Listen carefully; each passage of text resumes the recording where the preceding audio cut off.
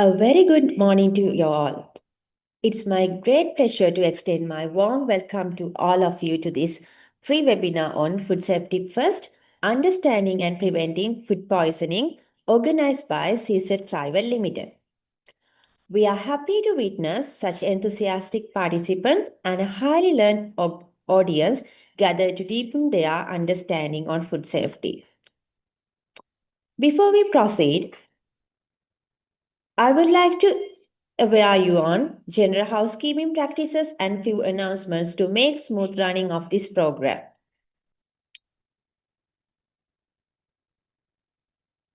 You all are requested to mute your microphones during the session. So we will be giving you the chance to clarify your questions at the Q&A session, or if you have any clarifications, please feel free to type in the Zoom chat box. To maintain clarity and professionalism during our online webinar, kindly update your display name as your personal name with the organization that you represent. Now you can follow the example which is now appeared in the Zoom chat box.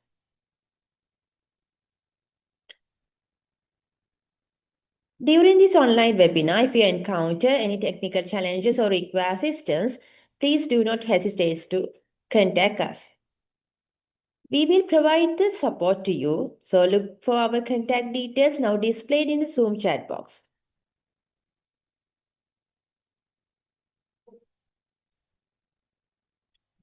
Feel free to drop questions to Dr. Vasundhara in the chat box during any time of the session.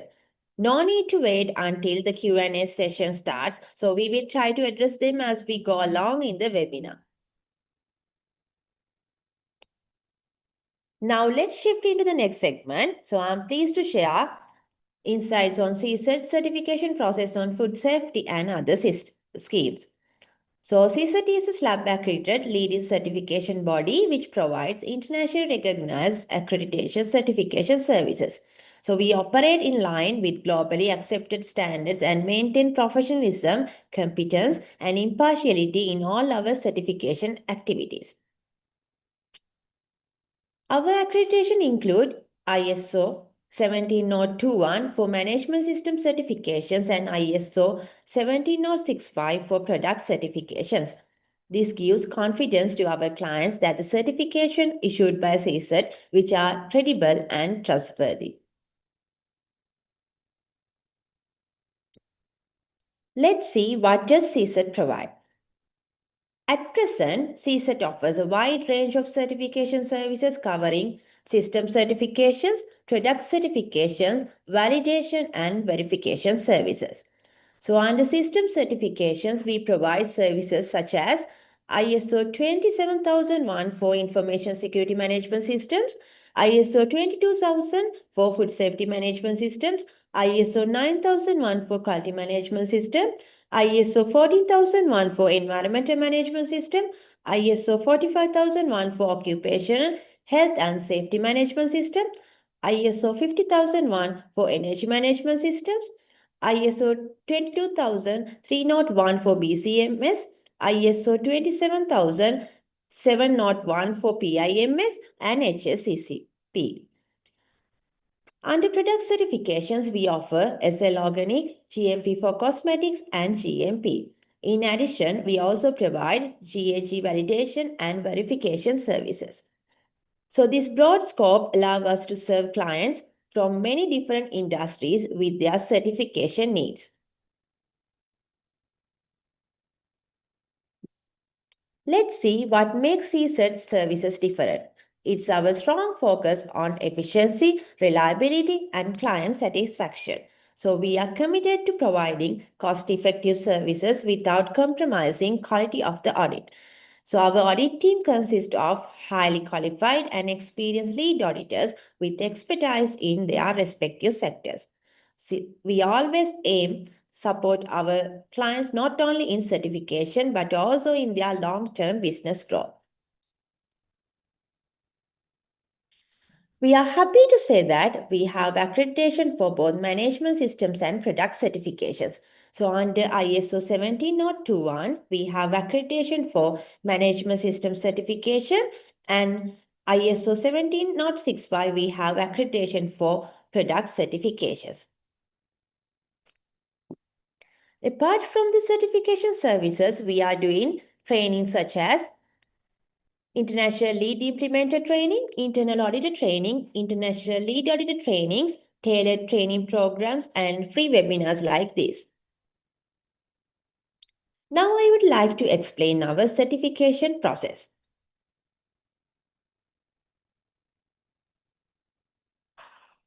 So after getting the inquiry from the client, we will send the application for respective certification. Then after getting the field application by the client, we will send quotation or proposal. So after the approval, then we will go for the initial certification. Before we go on-site audit, so first we have to do the off-site documentation review. So it is called adequacy audit. After that, we will go for the stage 1 audit. It is an on-site audit. The main purpose of the stage 1 audit is to ready the client for the stage 2 audit. So in the stage 1 audit, we will give only audit findings. As per our procedure, we will give 2 months to correct those. So then we will be having our stage 2 audit. It is the audit that we will get the decision to issue the certificate. In the stage 2 audit, if there are any deviation compared to the standards, we will be giving those findings with categorization as major nonconformities, minor nonconformities, and observation. To correct those findings, again we will be giving 2 months. So then we will be having the independent certification committee meeting. The certification committee members will review all the findings and they will give the decision to issue the certificate. After that, we will issue the certificate. For system certifications, normally the certificate is valid for 3 years, and for product certificate, it is valid for 1 year. Within 3 years, we are doing annual surveillance audits to confirm whether the certification status can be continue up to the next year. So during the 3rd year, we will be doing the recertification audit again to renew the certificate up to the next 3 years.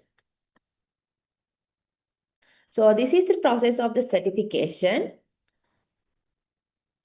Ladies and gentlemen, we are thrilled to offer you an exclusive opportunity to advance your professional credentials with a special 20% discount on food safety management system certifications to Ceycert. So this limited time offer is available for those who enroll to our certification program within 1 week following today's webinar. So don't miss this chance to advance your career and ensure your organization meets the highest standards of food safety management. For more details and to take advantage of this discount, please contact our team. Don't let this chance slip by. So contact us today and get your certification through our trusted partnership. Engage with our social media platforms to take the first step.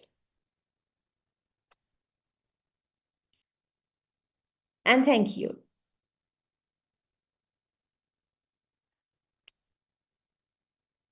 Now we are ready to dive into this journey with you. Let's begin the program. We are honored to have with us today a distinguished speaker who have made meaningful contributions in the field of food safety management systems. She brings invaluable expertise and insights that will indeed make our exploration of the webinar topic a fruitful and enriching experience. It's my great pleasure to warmly welcome you all to today's webinar, Food Safety First, Understanding and Preventing Food Poisoning. We are truly honored to have with us an esteemed expert in the field of microbiology and food science, Dr. Vasundhara Divisekara. Dr. Divisekar is currently serving as a principal research scientist at the Industrial Technology Institute of Sri Lanka, with extensive experience in food technology, microbiology, and biotechnology. She holds a PhD in microbiology and food biochemistry from University of Colombo. She has completed her MSc in microbiology and Bachelor of Science in microbiology from Bangalore University, India. She has consistently demonstrated academic excellence throughout her career. With over a decade of experience, Dr. Divisekar has made significant contributions in food safety, food microbial analysis, and food biotechnology with numerous publications in internationally recognized journals. She has also represented Sri Lanka at several international conferences and has recognized with multiple international awards for her scientific excellence and innovative research. Her focus on ensuring food safety and developing sustainable science-based solutions to emerging microbial challenges while making her insights highly valuable for today's discussion. So, without further ado, let's dive into the heart of our program. I have honor of inviting Dr. Vasundhara Divisekara, our speaker for today's webinar, to grace us with her knowledge. Over to you, madam. Thank you, Dharani. Good morning, everybody. So let me share the slides first.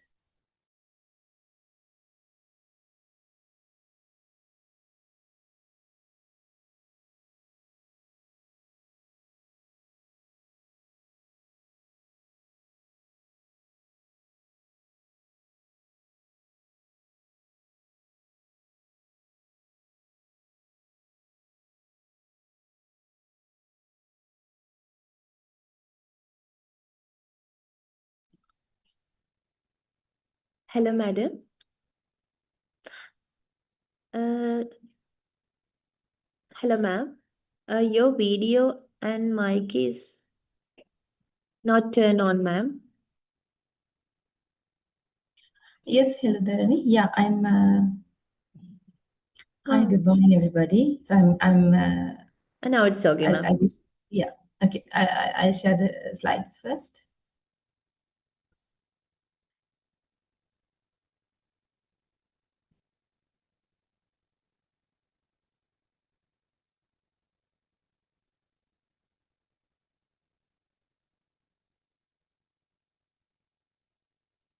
Is it visible for everybody?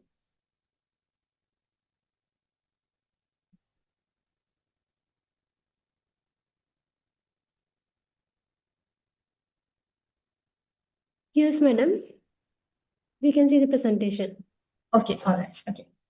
So shall we go ahead with the presentation, and then if you have any doubts, any queries, you can always text in the Dropbox, the message box, or at the end of the presentation also we can talk and discuss whatever the questions or the concerns that you have.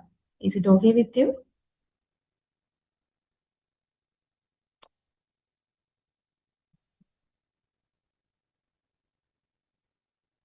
Hope I'm audible to you.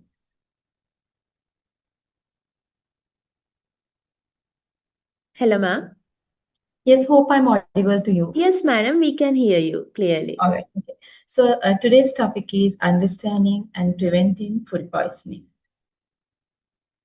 So I'm going to take you for about 1 to 1.5 hour time to spend on understanding and understanding about the food poisoning and how are we going to prevent it and what are the strategies that we can undertake in terms of food industry or the catering services or the restaurants in food handlers as a food handler, that how you can engage in preventing the food poisoning.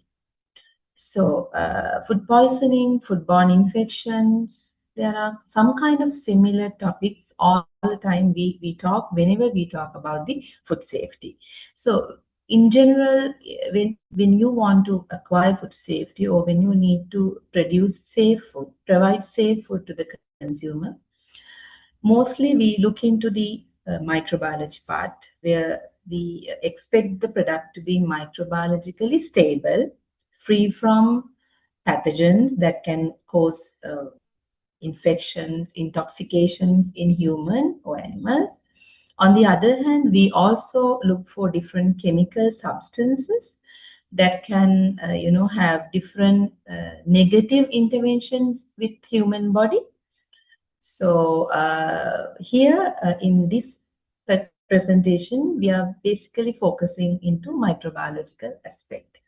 But it doesn't mean that we talk only about microbiology. It doesn't mean that we are neglecting chemicals, because microorganisms, when they produce different chemical substances as their byproducts or as their certain metabolic products during their metabolism. So these all products are having a chemical nature, such as aflatoxins that are produced by a fungi called aspergillus.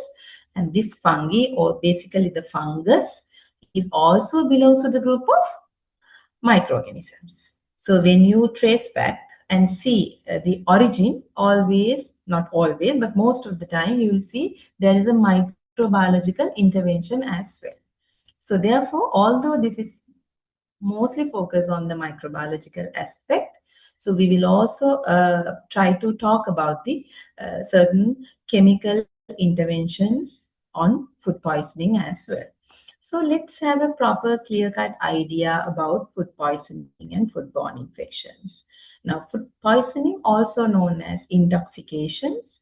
So how this intoxication happens when you have a microorganism or a pathogenic organism in your food that you consume, and in not just the live organism. Sometimes you may have live organisms and they keep on releasing different toxins or the metabolic products to the food, one side. The other side is that you're having a food that doesn't have any viable microorganisms in live conditions, no viable microorganisms, but you have some chemical substances or toxins or metabolites that were released by them. When there is a cross-contamination, if your food is contaminated with a microorganism, that can produce some unhealthy substances, especially as toxins or metabolites. So when you give a particular treatment, thermal treatment or a non-thermal treatment, this viable organism probably will die. So then what you have is that your food which contain heat-stable toxins or heat-stable metabolic products. Now, most of these, unfortunately, these food poisoning causing organisms, they have this ability to survive. Their toxins or their metabolites have this ability to survive in high temperatures or different processing conditions. So that's why mostly you'll not have any viable cells. Now, if you do a food analysis or if you do a microbiological analysis for this particular product or a food, you will not have maybe a viable count. You'll not encounter viable counts. Sometimes you'll encounter viable counts, but sometimes you'll not encounter viable counts. But still, the chemical thing or the toxin is present in the food. It's because the toxin can be heat stable most of the time. So either of the way, when you have live organisms in your product and they are releasing toxins on set, or you don't have viable organisms or live organisms in your product because they have killed by you or your processor by means of different ways, thermal, non-thermal treatments, but the heat stable chemicals or toxin substances, metabolites are present.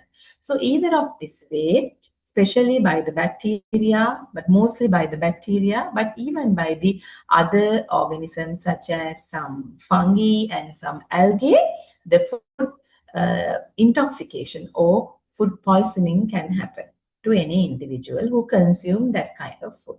So probably you'll have, very quick and fast symptoms within 1 to 6 hours time. So that is your food poisoning.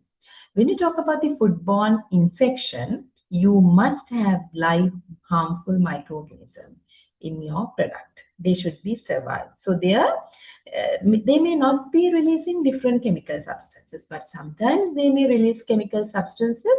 Sometimes they may not. Sometimes they may release different spores. So these spores are again heat stable or chemical stable or preservative stable substances. Different microbes have different kinds of spores, and their tolerance limits also very, very diversified. So based on that, there might be some microorganisms that they will, they will live in the food, they will survive in the food. On the other hand, sometimes they are not surviving, but their spores, whenever give a favorable conditions, their spores, although they're in dormant state, but they can convert into a live condition whenever favorable conditions are given, and then they keep on, doing activities as a live microorganisms.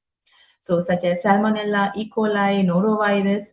So since this process is quite, they don't have any metabolites to active, therefore it's mostly a physical, interference with the metabolic pathways and physiological activity. Therefore, to develop the symptoms, it will take longer or many days or weeks sometimes. So that is the most, significant difference between food poisoning and foodborne infections.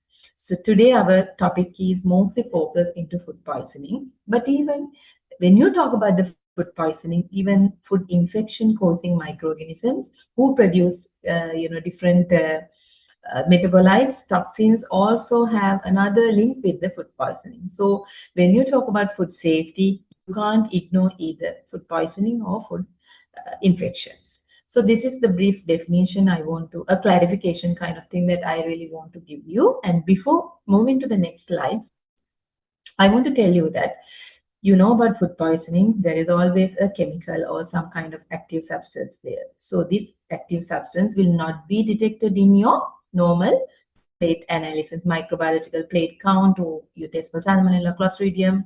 There is different kind of ISO methods that give us the opportunity to, check who are the microorganisms present. There is total plate count, there is yeast and mole count, there is Salmonella, Staphylococcus, then there is Listeria, and there is commercial sterility. So there are a lot of different methods, but you will not encounter any viable or any kind of detection you can't make in terms of food poisoning, because there will be mostly no live microorganisms. But sometimes there's possibility as well.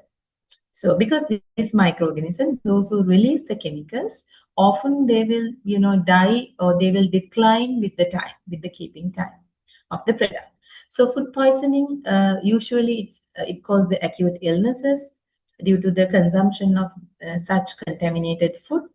And the food involved is usually contaminated with the particular disease toxicant.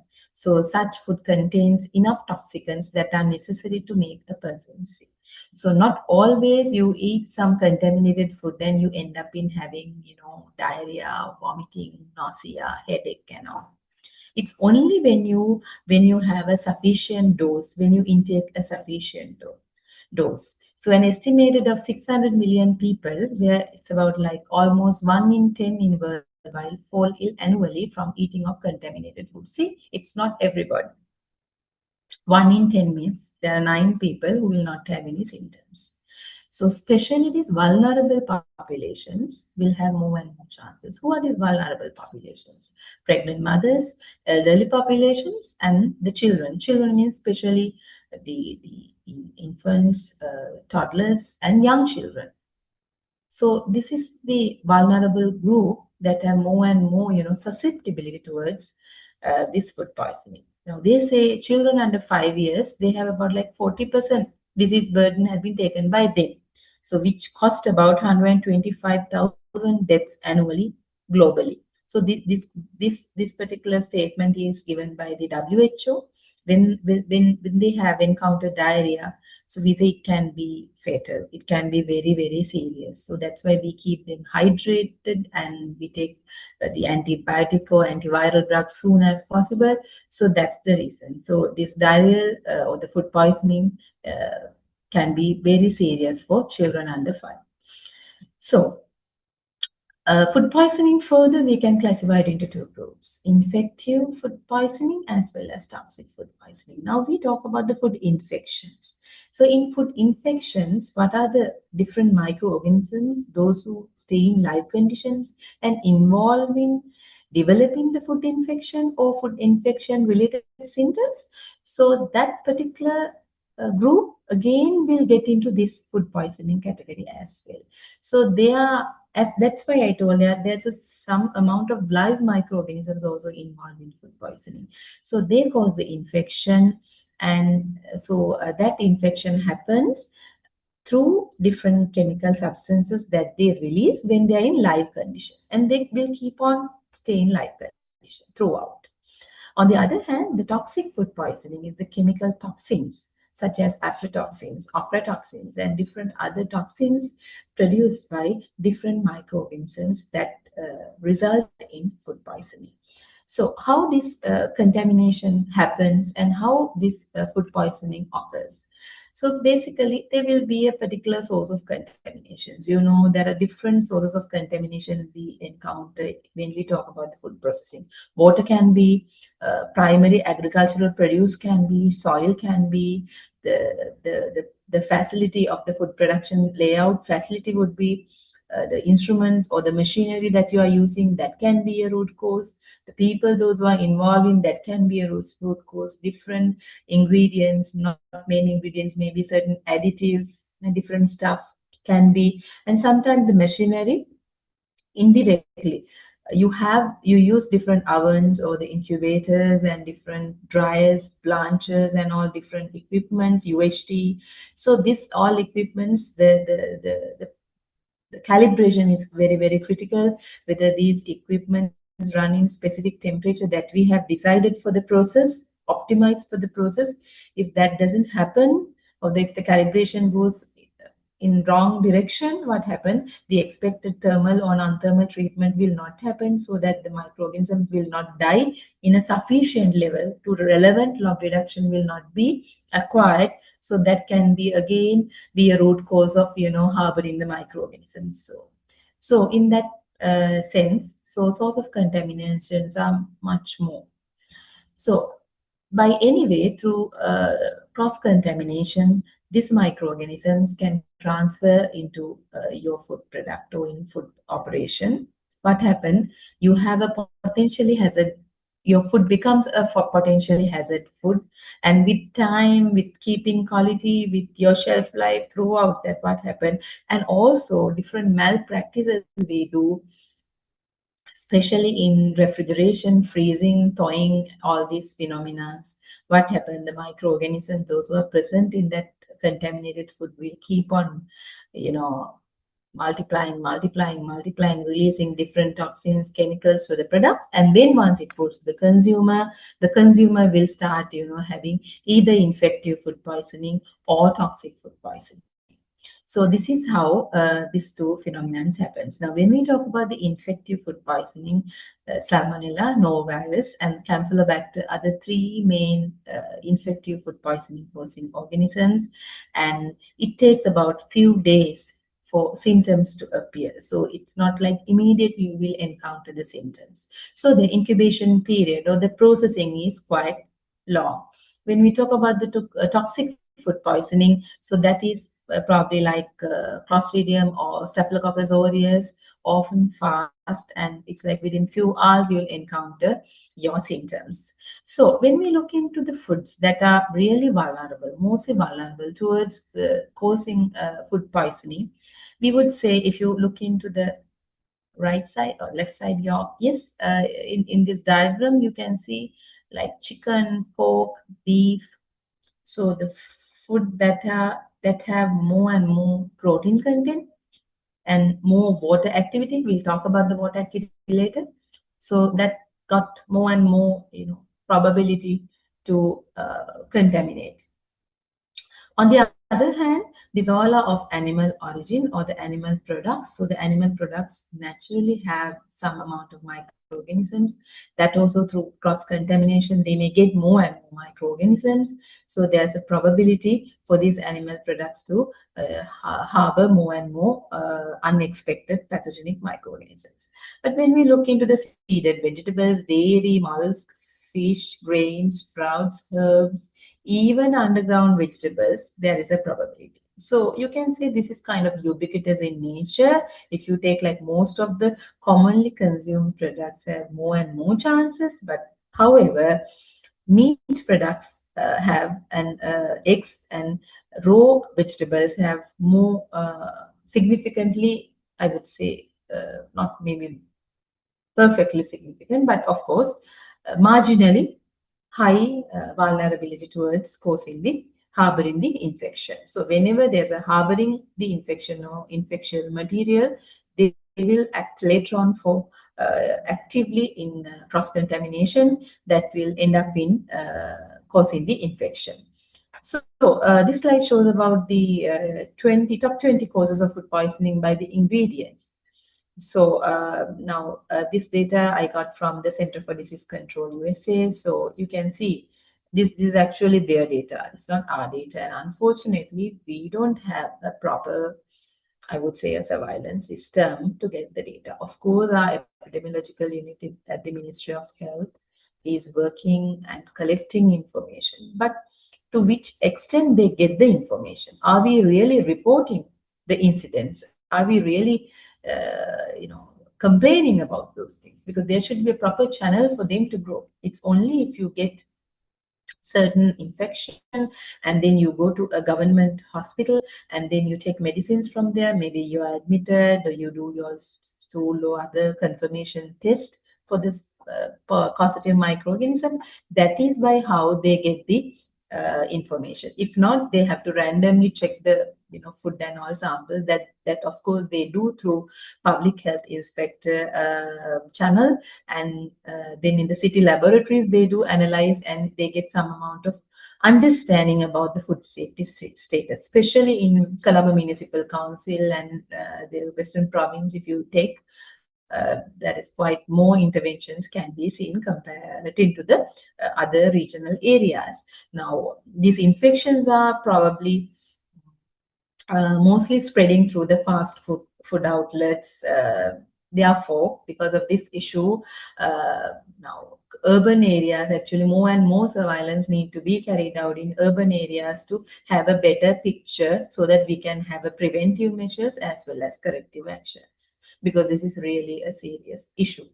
So when we look into the incubation period, now, as I mentioned, now food poisoning, you have got an idea about food poisoning and what are the food involved, what are the microorganisms basically involved, and the two different types as well.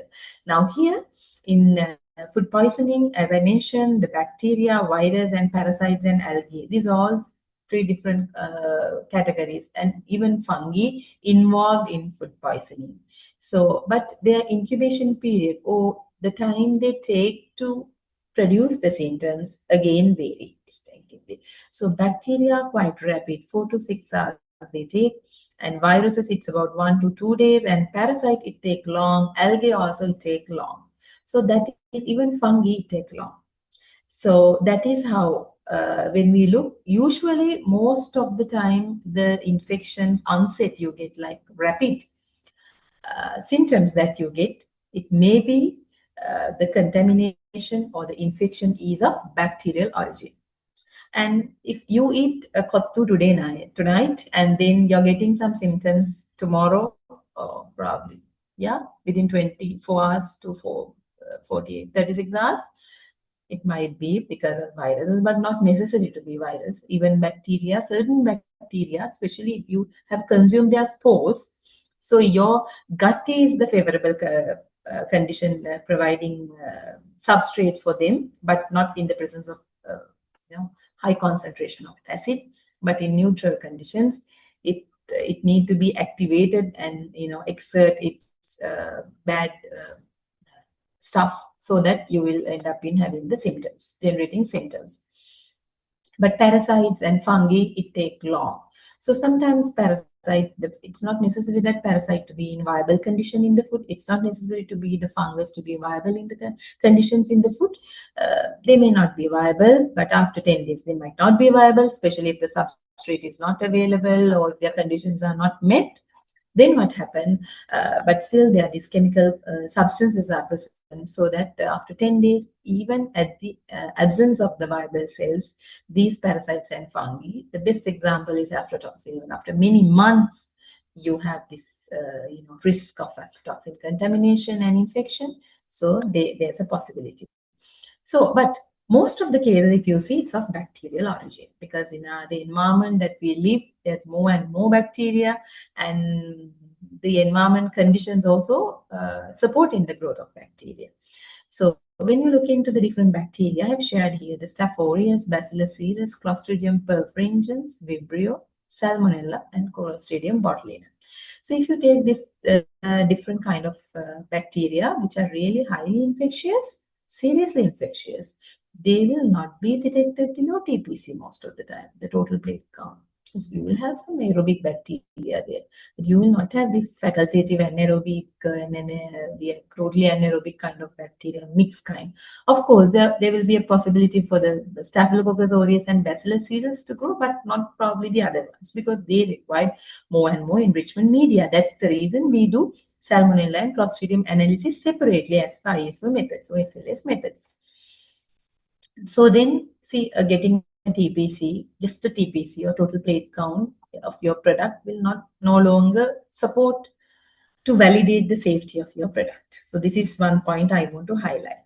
Okay, next, when we look into the incubation period, you can see how the incubation period varied with the different bacteria and different genus as well as different species. And of course, food sources. Now, Staph aureus is a commensal bacteria that we have usually on the surfaces of our skin, especially in the bruises, cuts, wounds, and all. So when this particular organism are present in human, it present in animals as well. So if the slaughterhouse and the practices are not properly maintained, then there is a possibility of cross-contamination that will end up in contaminating your meat. So meat that are frozen improperly or milk. So this can be reasons. Now see Bacillus cereus, fried rice, Clostridium perfringens. There are many things have been given, but I would tell you from my experience, it's meat curry. Just remember the meat curries that you eat, especially at night with maybe godamba roti or different kind of rotis and all. You tell add paripu and this meat chicken curry both together or malu or paripu together. So you have that kind of combination we used to have, right? So there is a probability. So think of all those things during your next meal. And then Vibrio through the shrimps and crabs. And again, Salmonella, we know about this eggs and poultry. They act as a vehicle for Salmonella contamination. And then Clostridium botulinum, of course, canned products. And the returnable pouches and those products that undergo the retort operation. So when we look into the, as I mentioned in earlier slides, that bacteria plays a prominent role in food poisoning. So although we say there are bacteria, viruses, fungi, algae, and other protozoans, but bacteria is here significantly playing a critical role. So what are those bacteria? Listeria, Escherichia coli, Campylobacter, genus Campylobacter, including different serotypes, Salmonella, genus Salmonella, including different serotypes, Staphylococcus, Vibrio, and of course, Botulinum. And Shigella is another pathogen that may come through the human waste contamination that cause the shigellosis, but this is not like well described most of the time, like commonly described when we talk about the food safety and food poisoning, because Listeria, E. coli, Salmonella, Campylobacter comes in the first line, and then the Staphylococcus, and there is an algal toxins as well. This is Cigaretta, so we'll talk about that as well in coming up slides.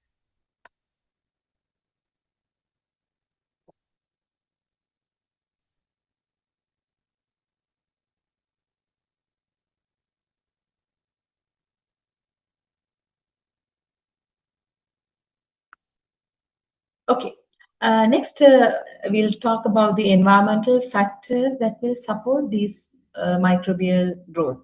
Now, we have identified what are the organisms, but how their growth is stimulated during our food production. Maybe you're working in the industry, or you're working, you are having a SME or micro cottage level food processing facility, or you are engaged in catering service. Either of the different platforms, the microorganisms require certain necessary and essential stuff, then only they will grow if you provide them. So we'll just have a look at what are those. Now, this first, we have mentioned in the first block, it's AW, that is known as water active. Now, here initially we talked here as the moisture content. But now we don't talk about the moisture. What we talk is about the water activity. Now I'll explain it later on. So we'll just have a look at what are the factors: oxygen or carbon dioxide, the aeration, then the temperature, different temperature combinations, then the acidity or alkalinity or neutral status, then the light or dark sensor, osmotic effect, and mechanical and sonic stress. Now, when we talk about the water activity, why am I saying that you have to consider about the water activity rather than considering about the moisture content? The moisture content gives about all bound and unbound water present in your product. But water activity is the free water or the active water that can be utilized by the microorganisms.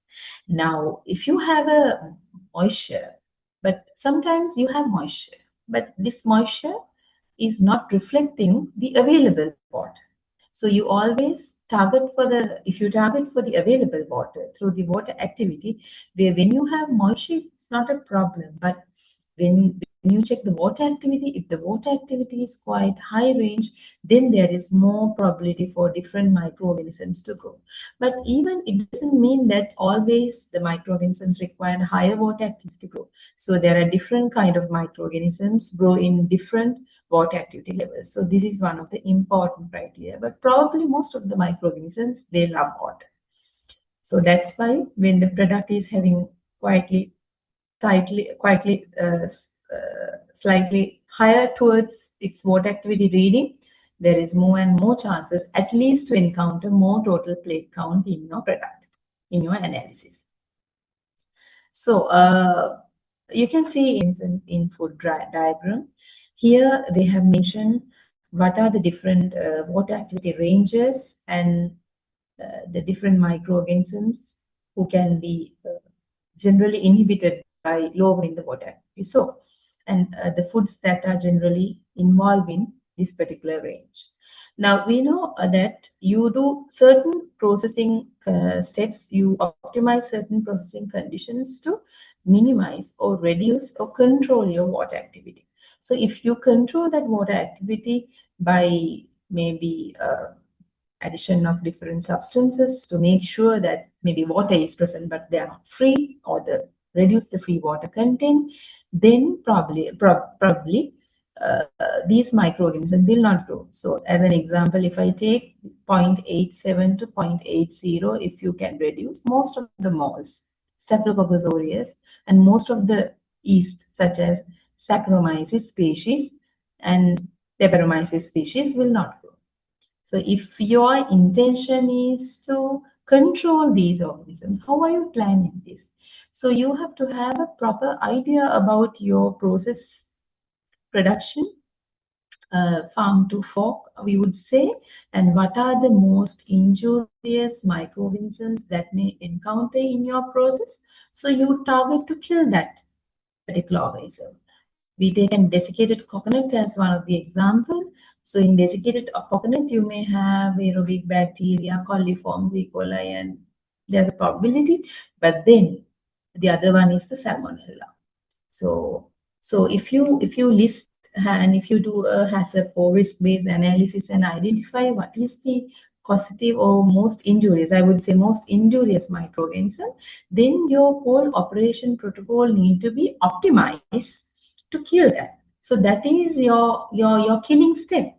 So if you properly maintain your killing step, then you can you can deliver a safe product. So other fellows eventually will die.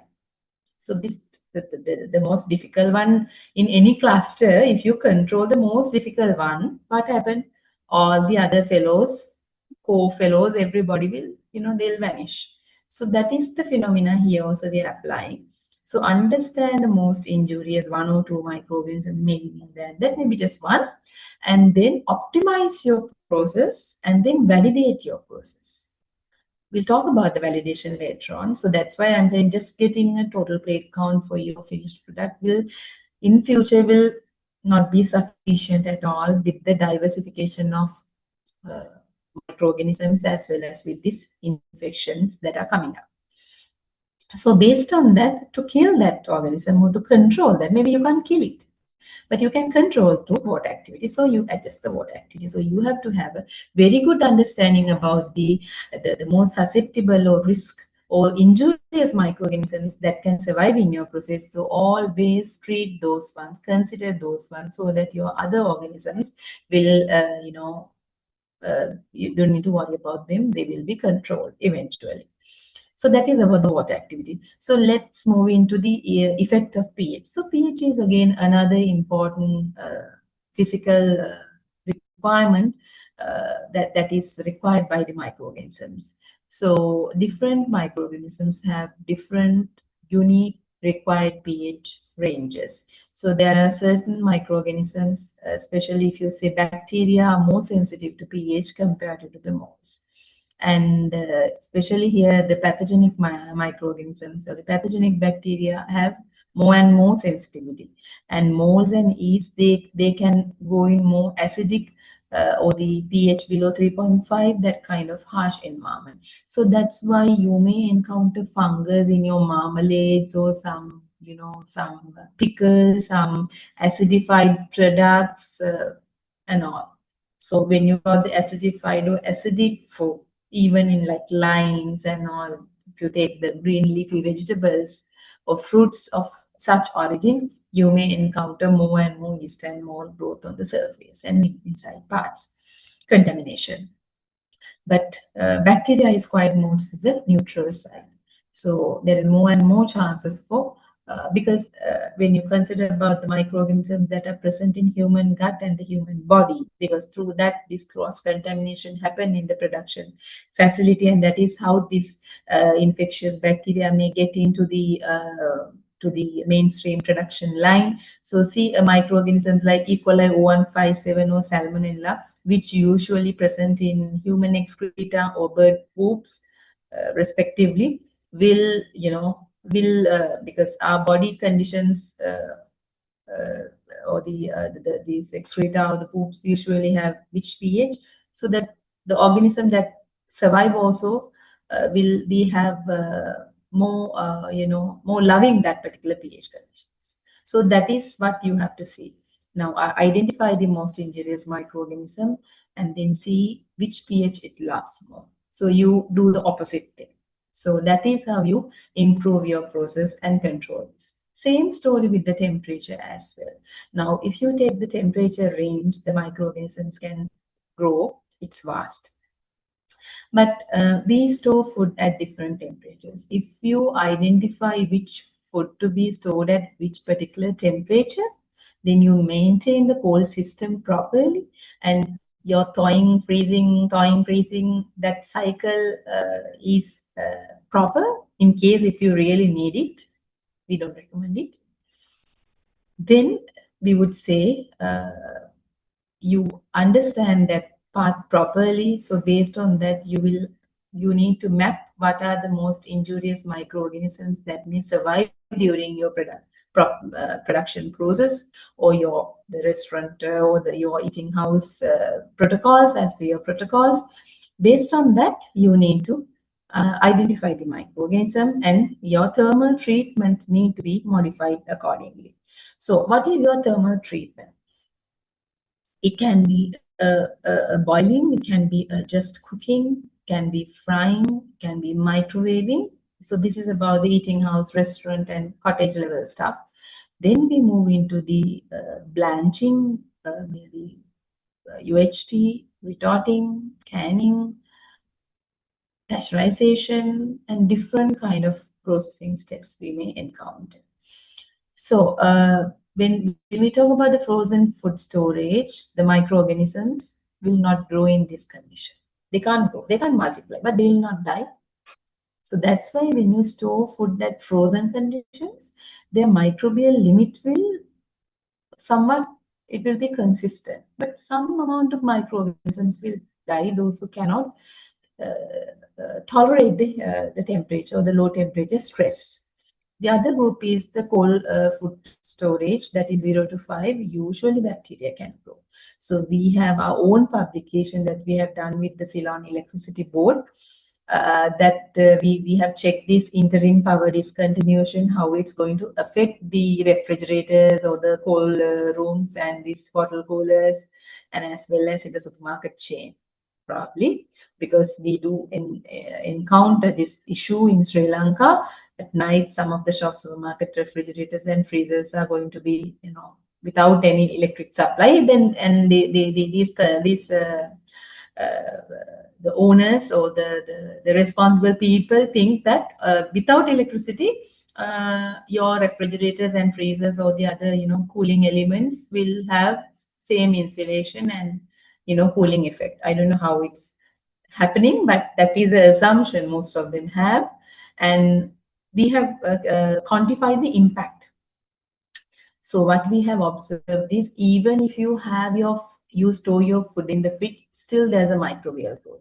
What happens if you have a 1 to 2 hour power discontinuation? Actually, it's not 1 to 2 hour power discontinuation that happens in Sri Lanka in some of the so-called supermarket or markets, especially not the frozen stuff, especially for the fresh produce, vegetables, and all those stuff.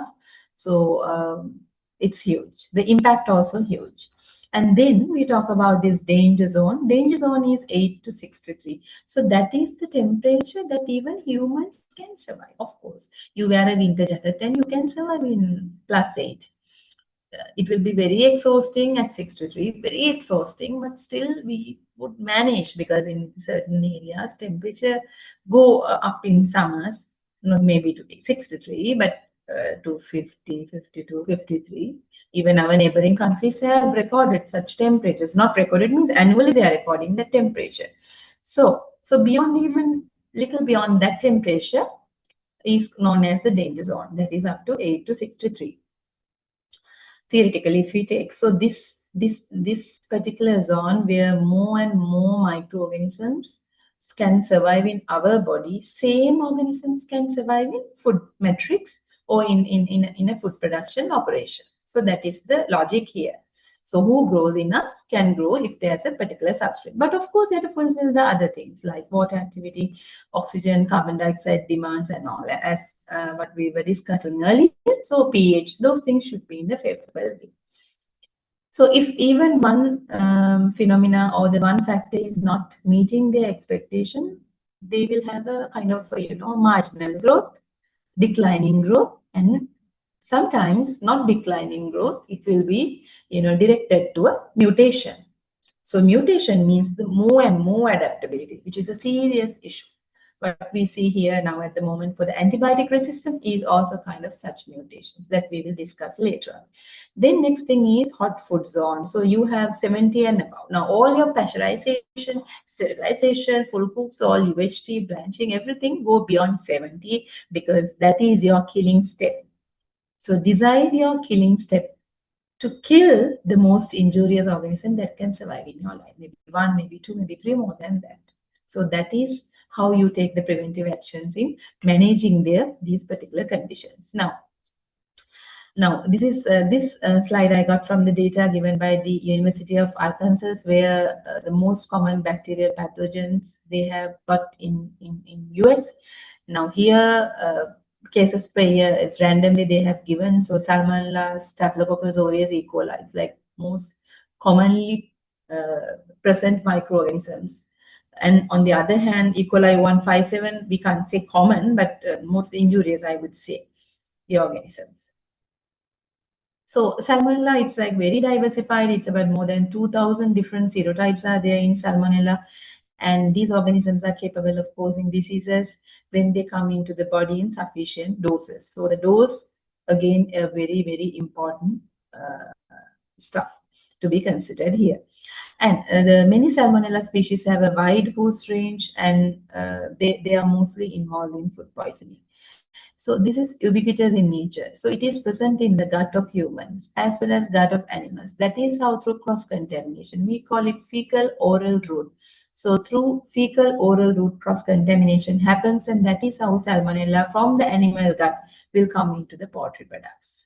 hope you're understanding when the eggs are not properly clean, if their moisture is more, if the environment is very, humid and supporting the growth of salmonella, then there's a possibility of salmonella outbreaks or the contaminations in the eggs. Similar case in the poultry, other poultry products as well.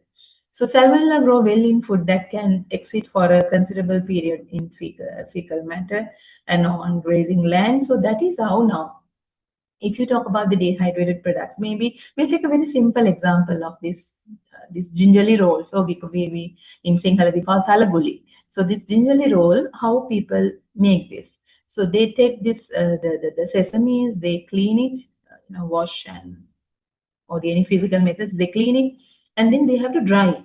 So how are they? They are drying mostly on the rooftops or in the open places through using the solar energy they dry. So if you don't have a proper cover to your top area, what happens? The birds and other, these fellows will move here and there. So that will eventually, birds cannot control their poops. You know that.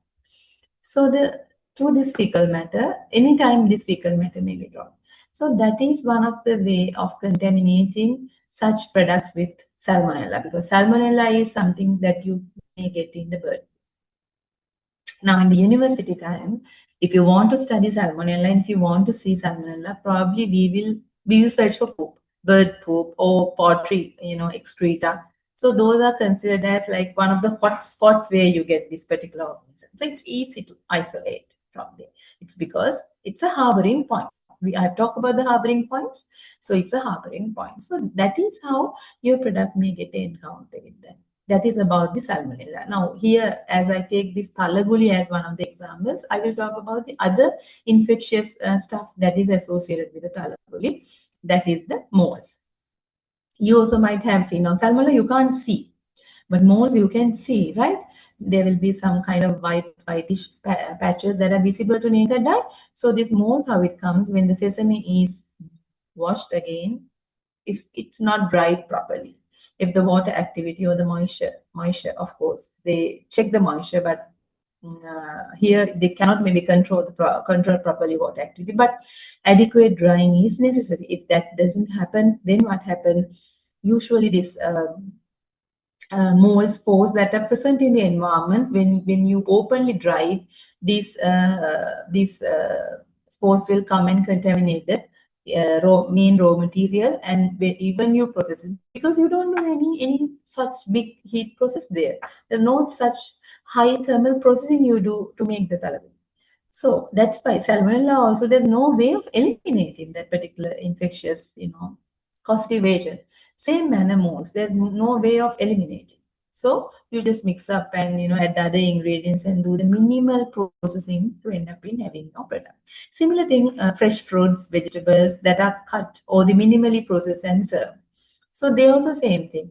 If you don't use the potable water, then there is a more and more probability for these different organisms come and contaminate your product. If we take salmonella, if the water is not potable, if the water is contaminated with salmonella or can be E. coli, coliforms, then you wash that your fresh produce using that water. So obviously there will be a cross contamination, and that is how you get ending having detecting some contamination in your fresh produce. When you do minimal processing, what happens? You cut them, you chop them, you more and more you expose your raw material or your produce to the environment. So there is more and more these harboring organisms to come and go and do their activity. So it becomes very, I would say, vulnerable for the infection. So that's why, especially when you do the minimal processing, you should make sure that you take adequate precautions to validate or to make sure that your water is good quality, as well as sometimes the manure or the fertilizer, if it's in organic origin. Sometimes we have experience like the organic fertilizer that we have got recent couple of years ago, like sometimes like holy shit comes. So then what you're going to do with that? So if you use unknowingly, if we use that kind of it's all animal excreta, excessive stuff without processing, if we don't know, because sometimes We get a lot of fertilizers in form of liquids. Now it's very diversified even in the fertilizer market. So then there's a possibility again for the cross contamination from soil or from fertilizer infected soil to the plant easily. Especially this, we call this kheer or the green leafy vegetables that we use for these different fries and salads and all.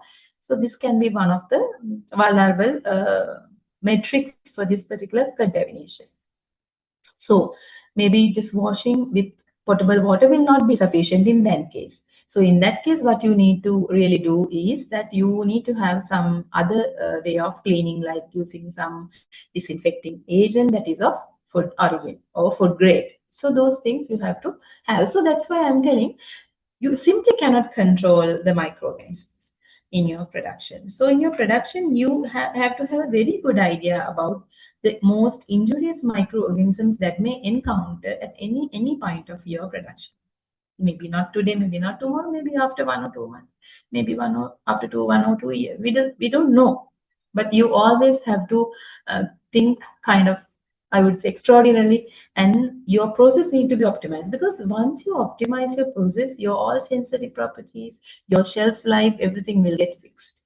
So can we change it again? It's very difficult, because we know sometimes you might also have encountered this certain products or certain food items that we consume earlier, maybe 2 years ago, 3 years ago, we don't get that taste anymore.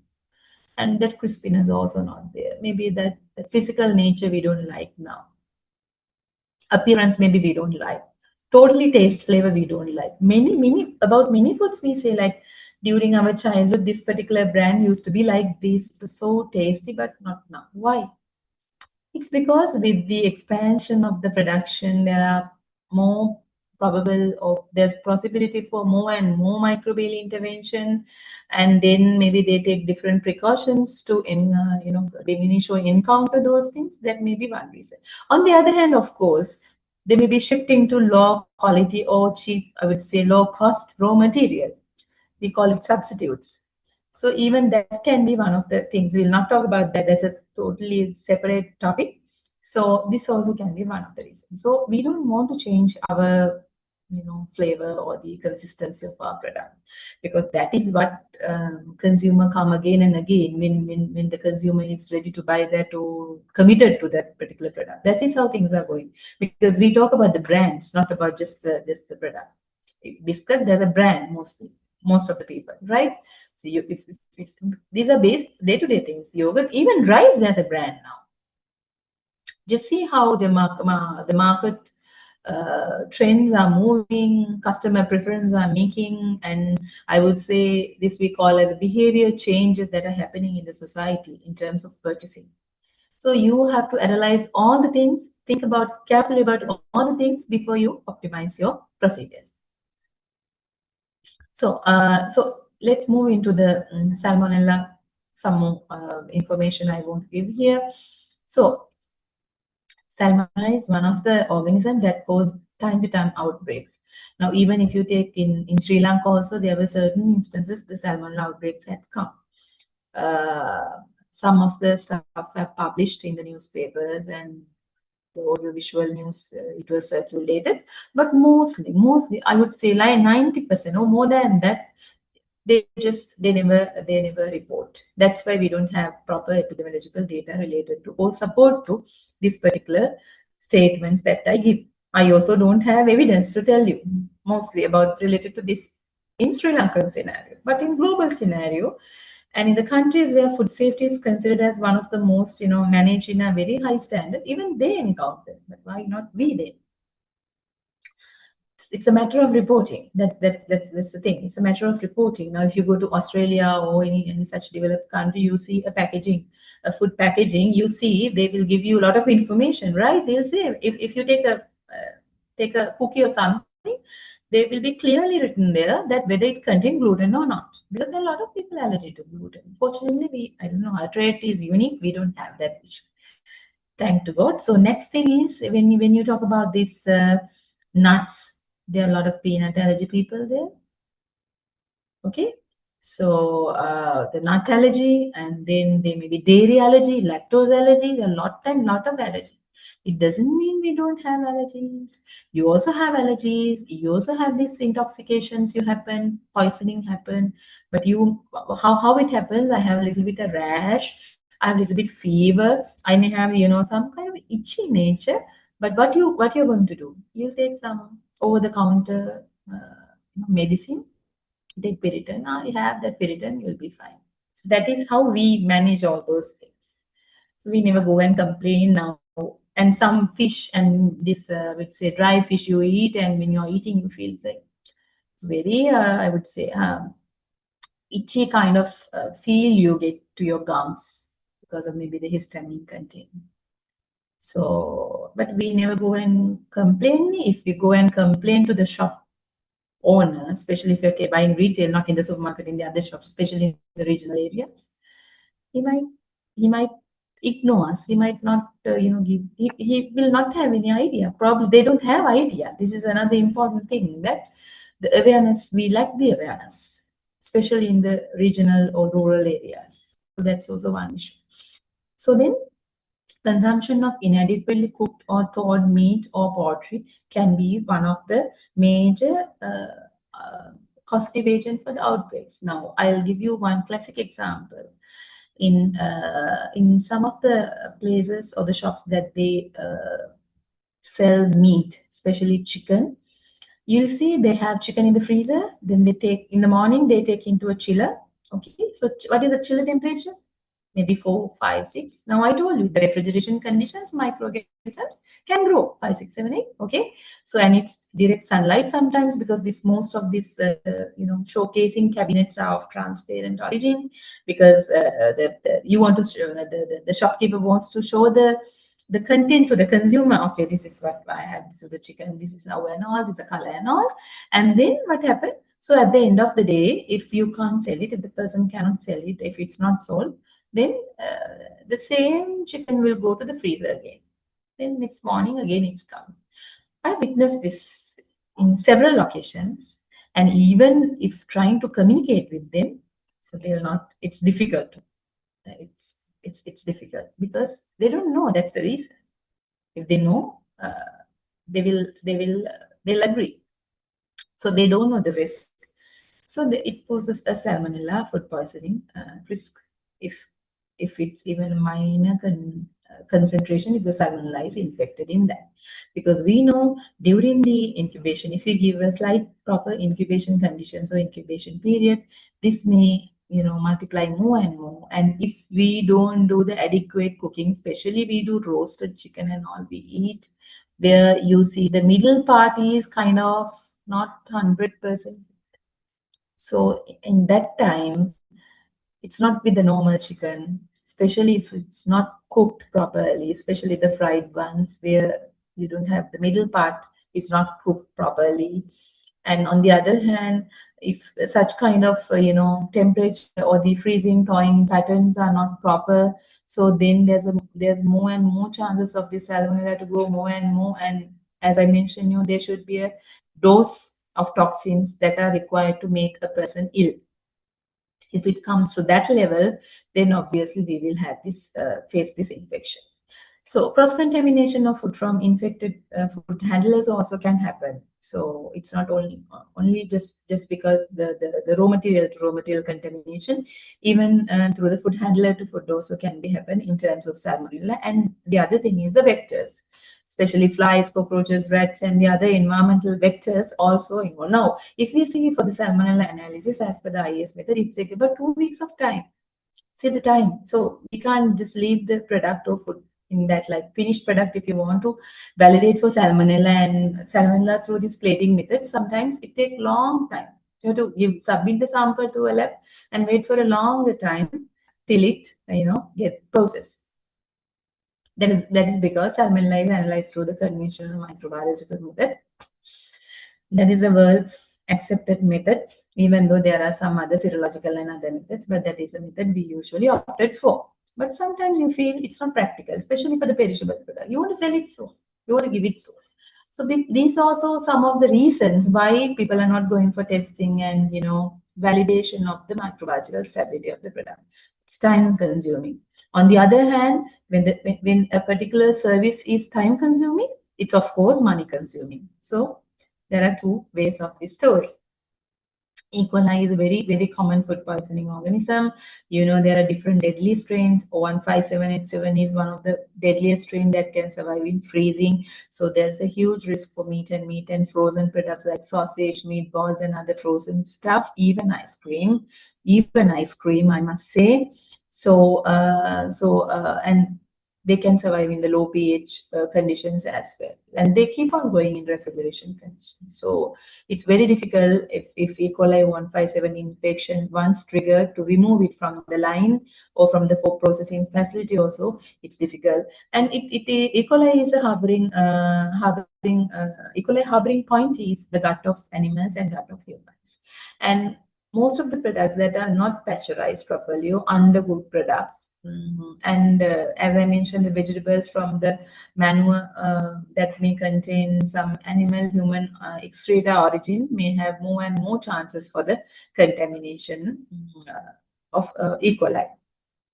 Of course, non-chlorinated or non-processed or non-potable water, I must say. So it takes about like 1 week of time to, now if I have mentioned here the SLS methods, but the ISO method also, it's same, SLS also extracted from ISO, so the method is same. So it takes about 1 week for the, enumeration and validation, sometimes more than that.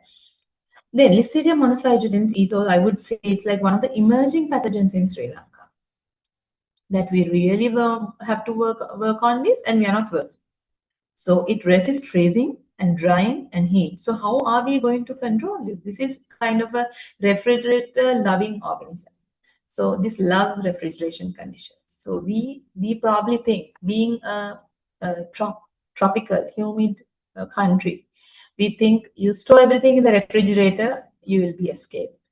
That is what we have. So even leftover rice, leftover curries, whatever it is, just put into the box. Some people may, put just the whole utensil inside the fridge maybe. But that is how we, in a hurry, you might do that as well.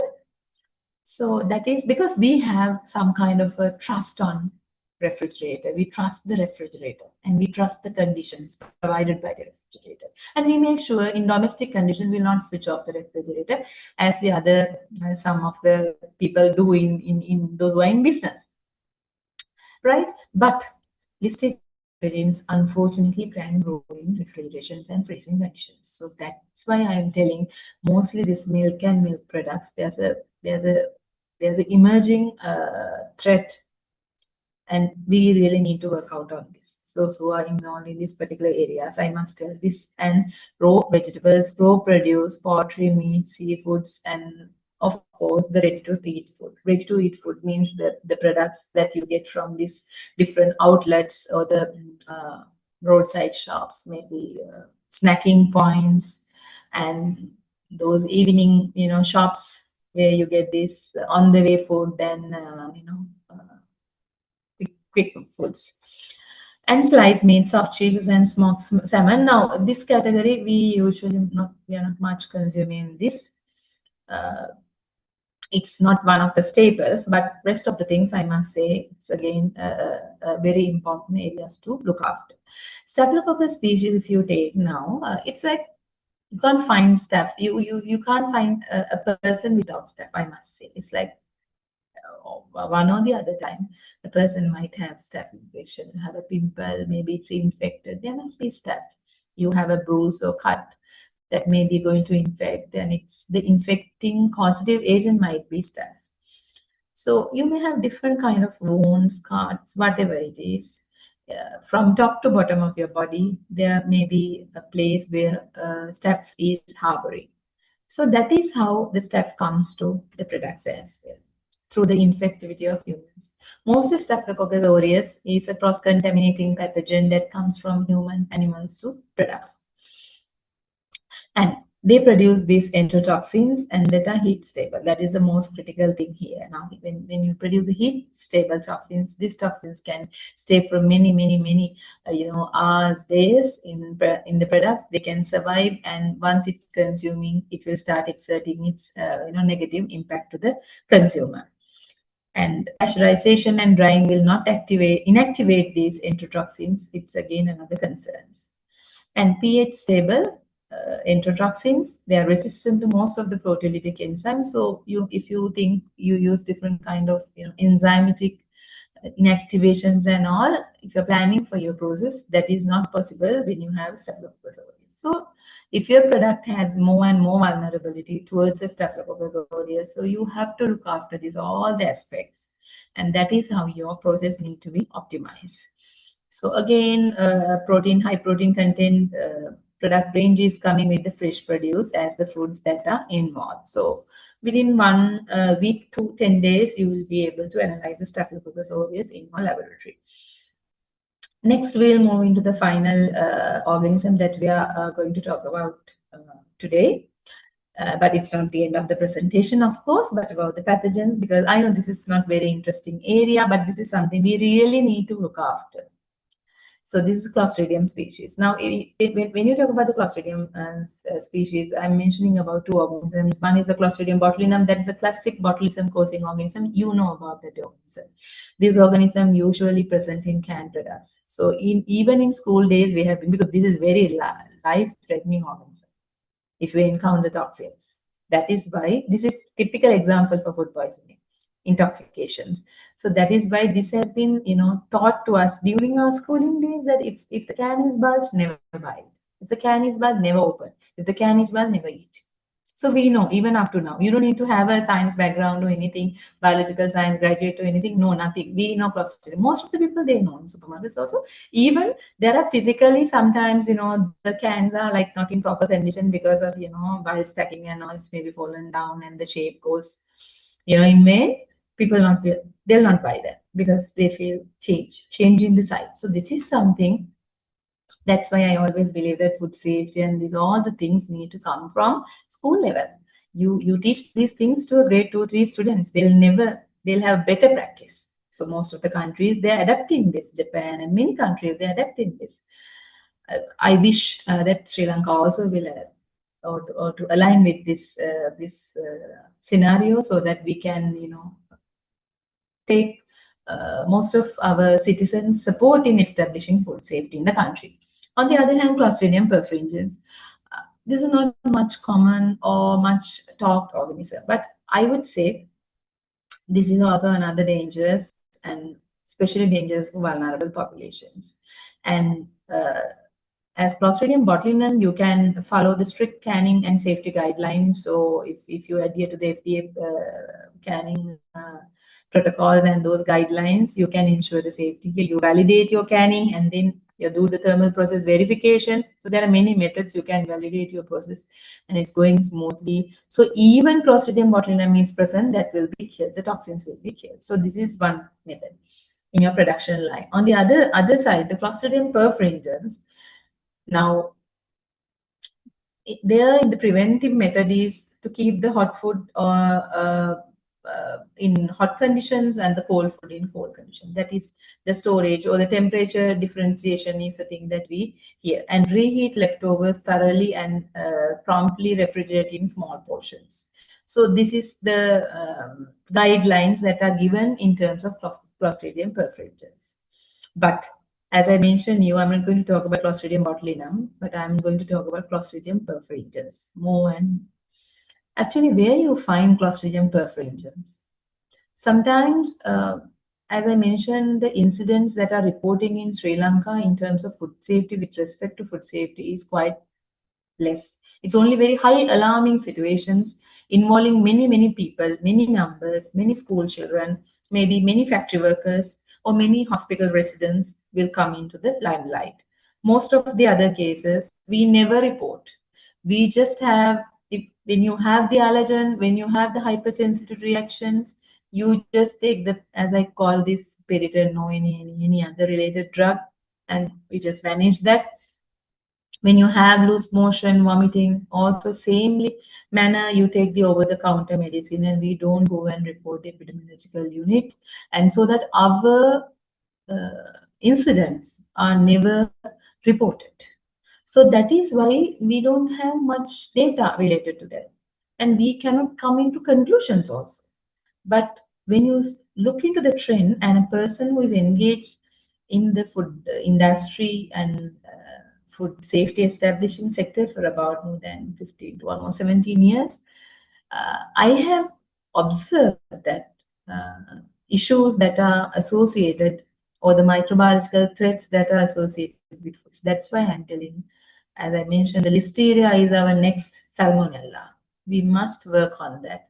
On the other hand, Clostridium perfringens, because eating from outside now, quite a few years ago, we were not having dinner, we were not getting dinner from outside as of now, how we are doing.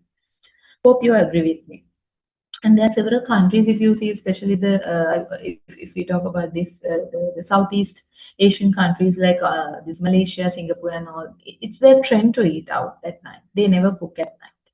So maybe Sri Lanka also moving towards that location, that direction, irrespective of the economical status. I must say, irrespective of the economical status, it's not the guys who are rich have food from outside, because to cater to different economical levels, the eating shops or the suppliers also, they're blooming. You might see a pol roti and some hodi person selling in some place in some shop or some kind of a setup in the roadside.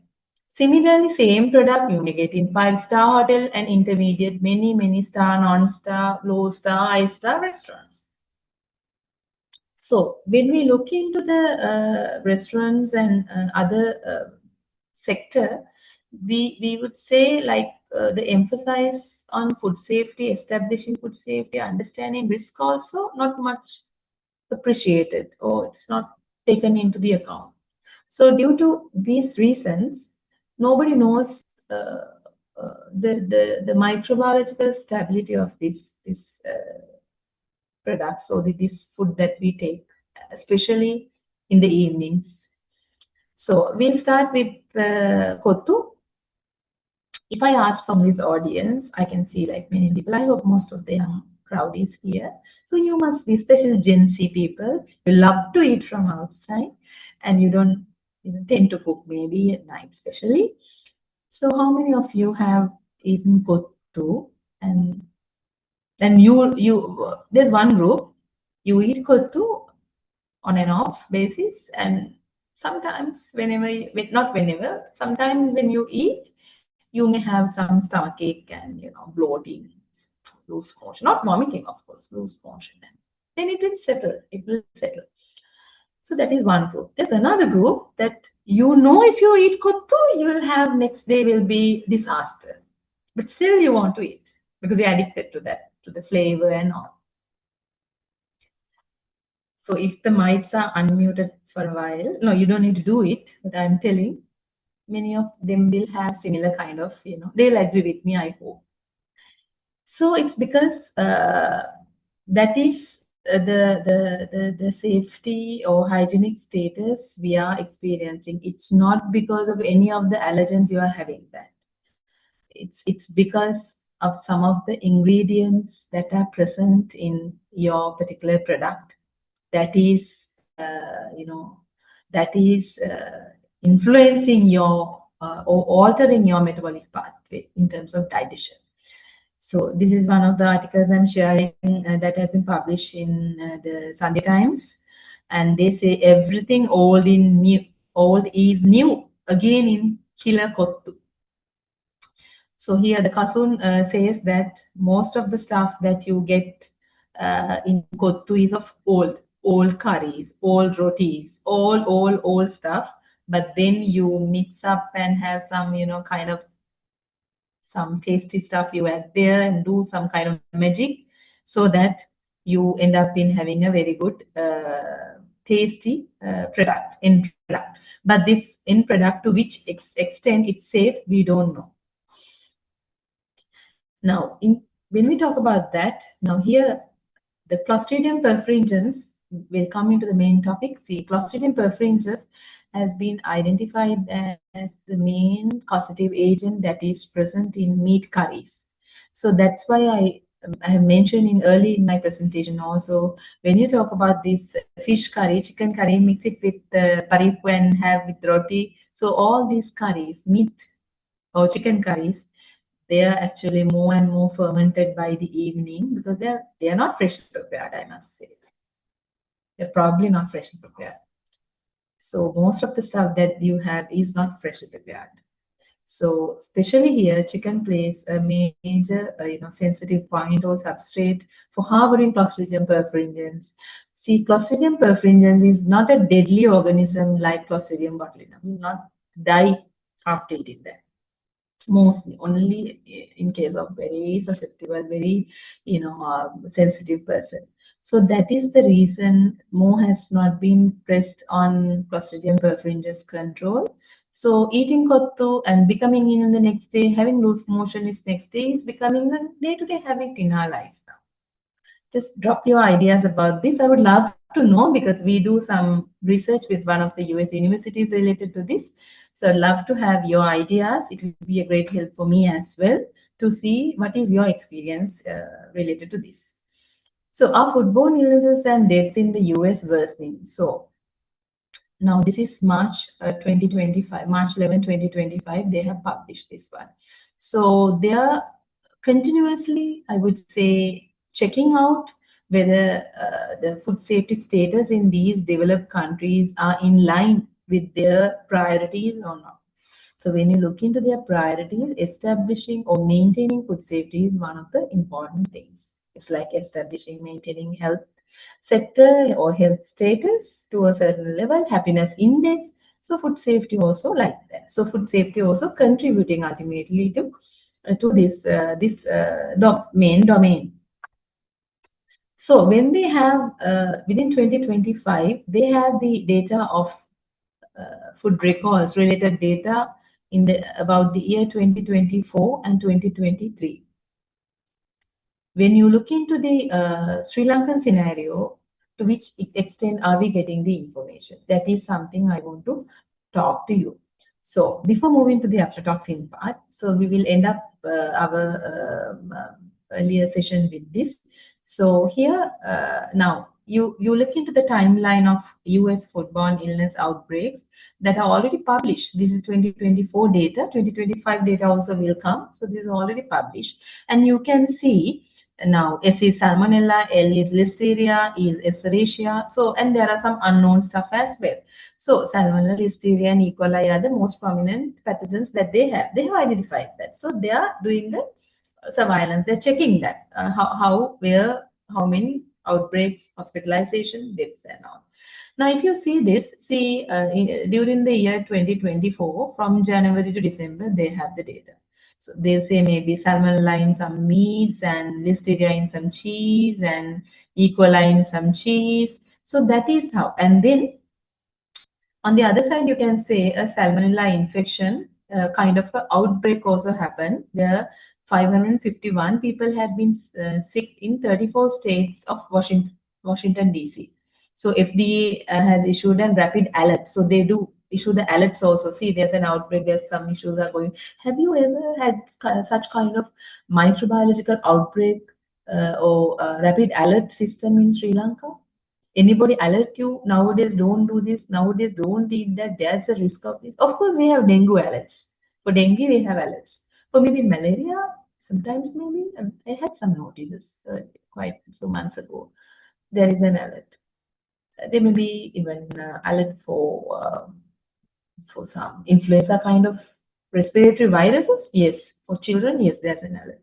Have you ever got this kind of alert? Doesn't mean that we don't have any issue or we are not working it on.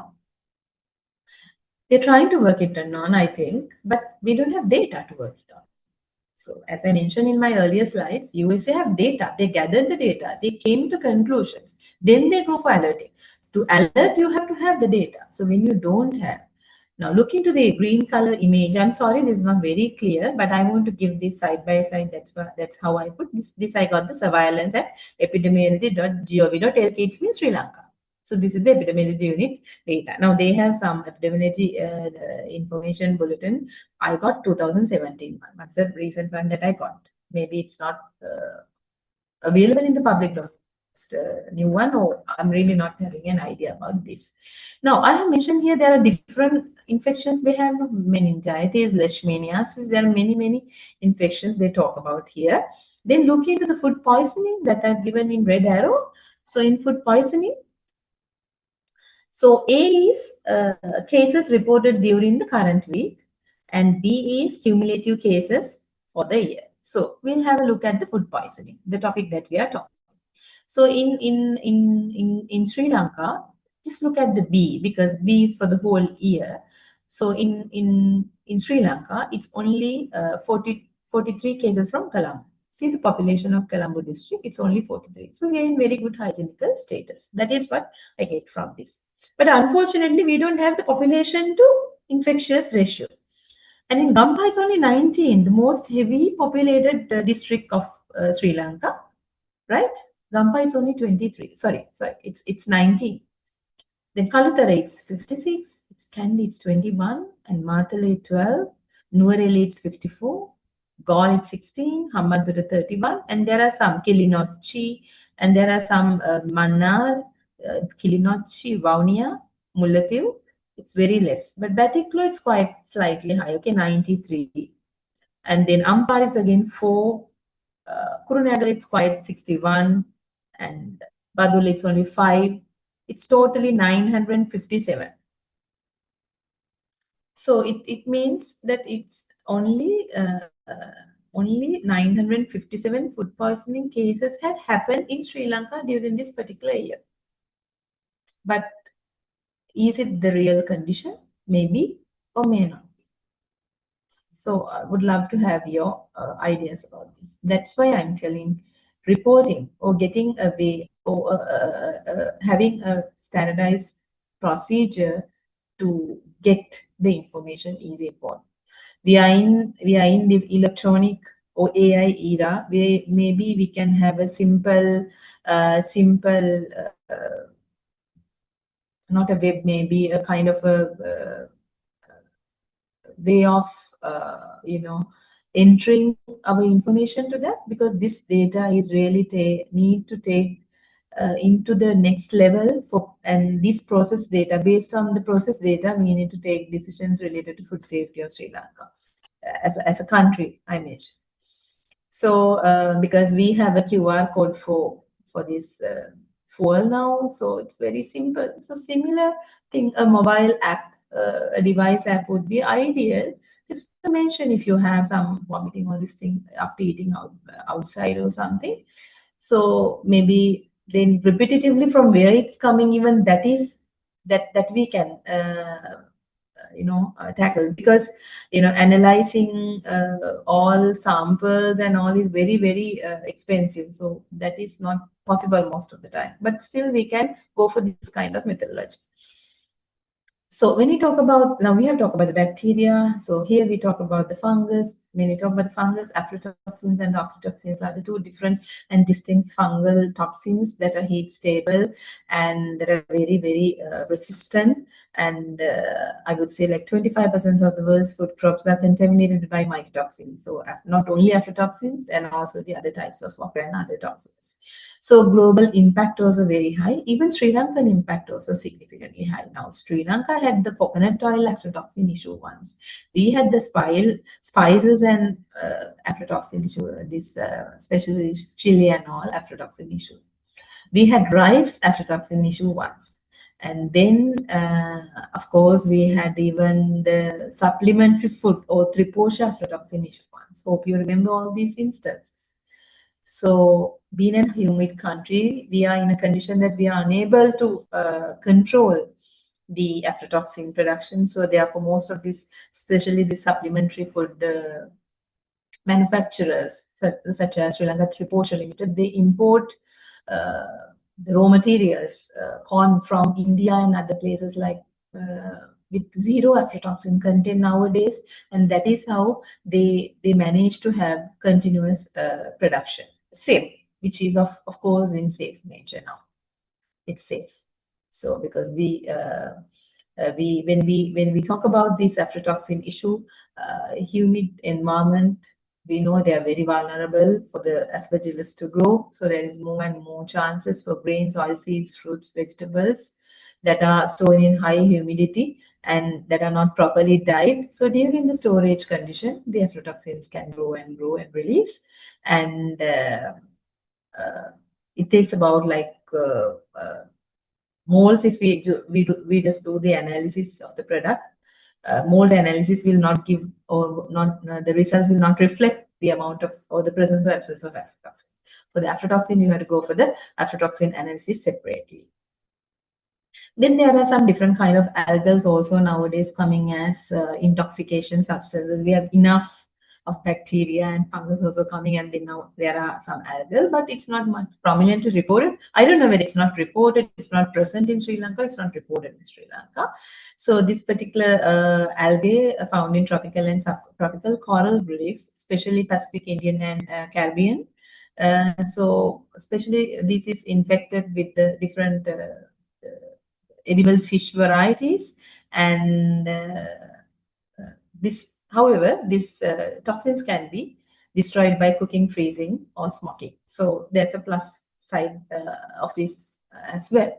And when you talk about the viruses, the rotavirus, norovirus, and hepatitis A, and hepatitis A is not that much viable, but these three viruses are the major foodborne viruses that cause gastrointestinal issues, especially in children as well as in adults. Now, I must tell you now, having this kind of infection in adults means the elderly populations and children, especially the infants, toddlers, and young children, it can be fatal for them. So here, unlike the bacteria, the viruses do not grow in the food. You know, they need the live cells to grow, but they use food as a transport mechanism. So from one infected person, through cross contamination, it will go to another healthy person and make him infected.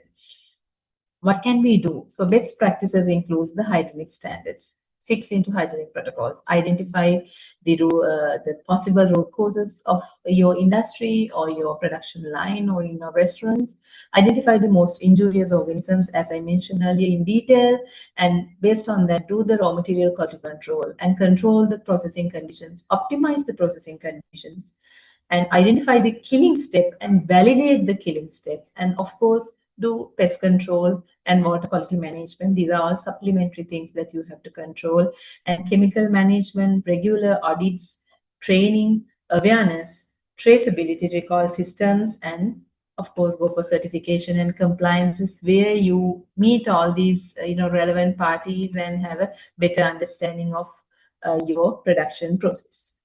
And when we'll move into the emerging threats that are associated. Now, I talked about the listeria earlier. Now, we know this climate change also, making the food less safe. It's because with the climate change, the increasing of the temperature is supporting the growth of many injurious microorganisms. Now, because of that, the microbial viability in the environment increasing. So as a result of this particular scenario, more and more different microorganisms and more mutated, adapted microorganisms in the environment is increasing, and that will again end up in infecting the healthy individuals. The second thing is the antibiotic resistance. So as I mentioned earlier, any kind of mutations that can happen due to changes in the environment that we are experiencing day by day can lead to very bad outcomes, circumstances. Antibiotic resistance, especially in the dairy sector, is one of the such things that I am observing now here. And listeria is also one of the listeria issue is coming also as one of the outcomes of that scenario. And so next is about the fungal toxins and what we call these mycotoxins, the effect of fungal or mycotoxins that they cause the carcinogenicity and genotoxicity in humans and animals is again a prominent thing that we need to look after. So these are some of the aspects. So these are of course in research domain, and would love to share with you. And of course, diversification of the food chains also playing a critical role in changing our microflora and diversifying the pathogens in the environment, giving more and more time to infectivity. Where we are in a global supply chain, we get food from raw materials, from additives, from supplements, from different places. And so with that, there's a possibility of, moving the cross contamination, not within the one place, one district, one country. It's global now. So with that global trends, so more and more contamination movements through ports are happening. And we can't control this. For how many organisms are we going to analyze just by testing? We cannot now. Testing is something earlier established protocol, but just by testing we can't do now. So what can we do? So again, as I mentioned, it's raising the awareness through the target populations, communities, and engaging all stakeholders for fostering greater surveillance and data sharing is very, very important. Even a small mobile app will do this work, strengthening the food safety management in the industry level, investing in early warning systems. So how can we go for the early warning system or a rapid alert system when we don't have data? Now here we lack here is the data part. Now you have seen clearly the epidemiological data. It's only 300 some 500 some reports they have. So how can we take a decision based on that? Are we really accountable for that decision? If you make with very, very less data, it's like negligible amount of data, I must say. Adapting towards thinking attitudes. Now, these forward-thinking attitudes need to be given to from the schools, from the university students. This should come, advancing current knowledge through further research. So that is something happening now. I'm going to talk about that in next 5 minutes. I'm going to talk about the new advancements that we can adapt to make sure that our food is safe. It's the environmental microbiome mapping. So environmental microbiome mapping is metagenomics-based microbiome mapping for food processing environments, where in your different environments, including building layout, your composition, hygienic conditions, raw materials you use, and process water you use. So this all places the microbial diversification, number of microorganisms, or the quantification, diversification. Qualitative, quantitative enumeration can be done through the environmental microbiome mapping to have a better idea that what are the organisms and to which extent we have, what are the doses. To have that idea, we can adapt this environmental microbiome mapping. I would love to recommend, especially if there are any undergraduate students or those who are planning to do their research, just read this area. There are a couple good papers available. And there are some metagenomics work has been happening in Sri Lanka as well. So you can have a better idea. Then coming to the testing phenomena that we really cannot ignore, even at the moment. We just totally based on this particular thing. So that is microbiological testing market, and it's emerging, its growth is like, it's moving towards upper heights. Its CAGR is 9% from that is forecasted from 2024 to 2031. So it's more and more, it's becoming more and more good business. So on the other hand, we must do the analysis based on the product, based on the type, based on the application and the end user. There are many things to be considered while coming into the conclusion, before coming into the conclusion. So the next thing is the predictive microbiology tool. So this is a somewhat new thing. It's called as the mathematical models that you use to forecast microbial behavior in food. So you don't need to do analysis in detail. That's why I'm telling final product you do analysis. It's just maybe one piece of your huge batch. Do you think that it reflects your batch? No. Then why are we having, when we do the troubleshooting in the industry, we get random spoilage within a batch. So if random spoilage is, it happens within a batch, then means the one that you submit to the laboratory may be good, maybe not good. So can you come into a conclusion just based on that particular final thing? So there, this predictive microbiology or thermal killing step validation comes, or verification comes. So actually this we have developed at ITI as one of the outcomes of one of the research projects that we did, and we do the service as well.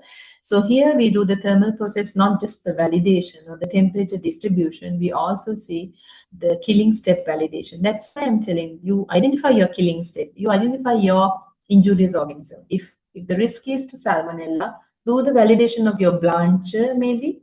So that is the whole lot that you have to do. So now, especially if you want to sell or send products to USA and European Union, the buyer requirements come with the FDA requirement, that is validate the killing step using surrogate or indicator microorganism. We also call this inoculated pack study. So in the inoculated pack study, you inoculate your particular organism to the product, and in full capacity you run your production line, and then see to which level of reduction happens at your killing step, or your blanching or heating or UHT or pasteurization step. So if you want to validate for Salmonella, suppose you identified Salmonella as the injurious organism in your line, and you identified the blanching step at a particular temperature and time as a killing step. So you want to validate. How can we do this? In simple, you can't use Salmonella in your line. Can you introduce your Salmonella to your production line and see how it's working? No, you can't. You can't take that risk. So we have a thing called surrogate microorganism, where it mimics the activity of Salmonella, but it is biological safety level 1 or class 1 organism. So take the class 1 organism instead of Salmonella, put the class 1 organism non-concentration to your line, and then let you produce your line in maximum capacity, normal conditions, full run, and then the inoculated ones, let it go through the blancher or your killing step, maybe blancher, maybe dryer, maybe UHT, whatever, identified killing step, thermal point, maybe packaging material, even filler heads. So it's very ubiquitous in nature. And then once you move through that, you get the samples out. So your out sample or finished sample, you take it. So then you see the difference between if you have inoculated in 10 to the power 8 log, if it's coming as 10 to the power 2 present in your product now, the difference through a mathematical modeling can come into a conclusion about the logarithmic or the log reduction in your particular heat treatment or a killing step. So that we call the killing step validation.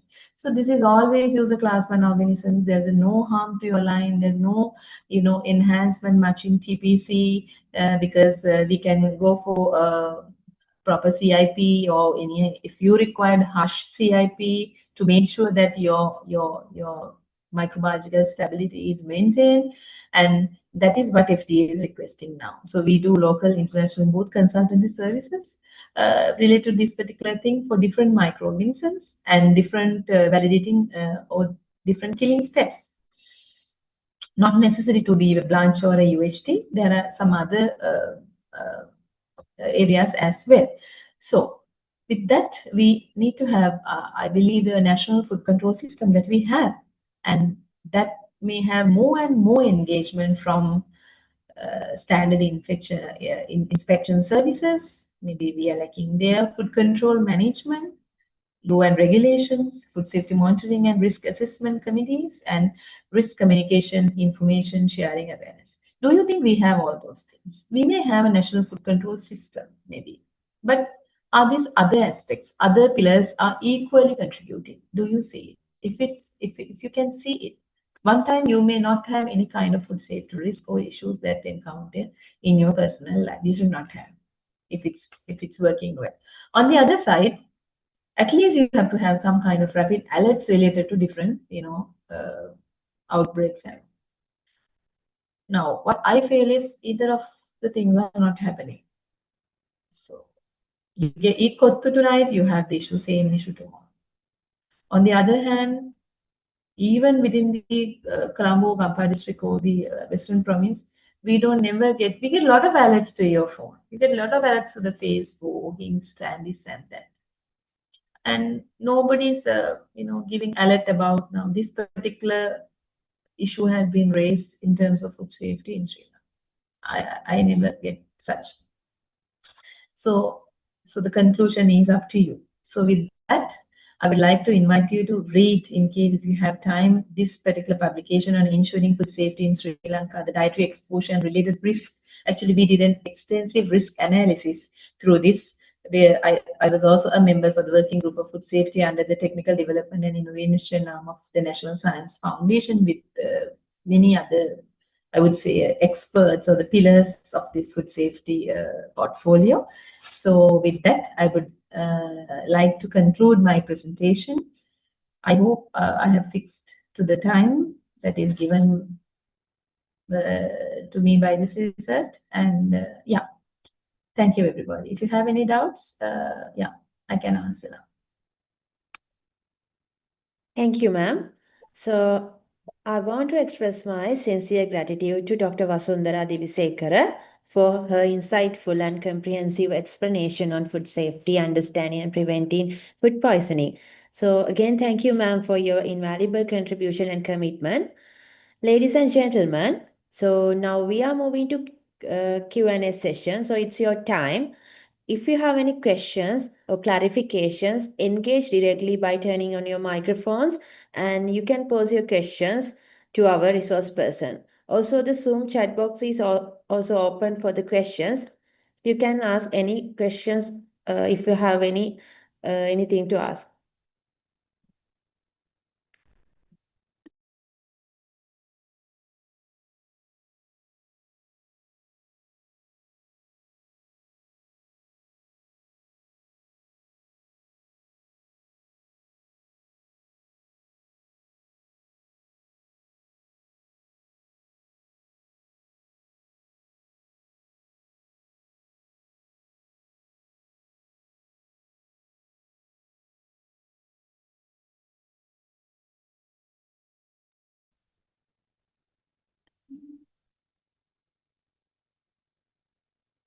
Hello, madam. Yes, Dharani. Yeah, madam, one participant has asked for small food business owners, what are the basic food safety practices that are essential even without formal certification? Yes, I would say like if you can't invest on certification, but still you can have the compliance.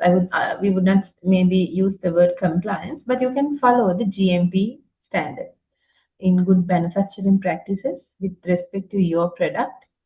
What are the things you have to consider? So it's about the layout, your facility, your machinery, your cleaning steps, then your personal hygiene and sanitation, pest control.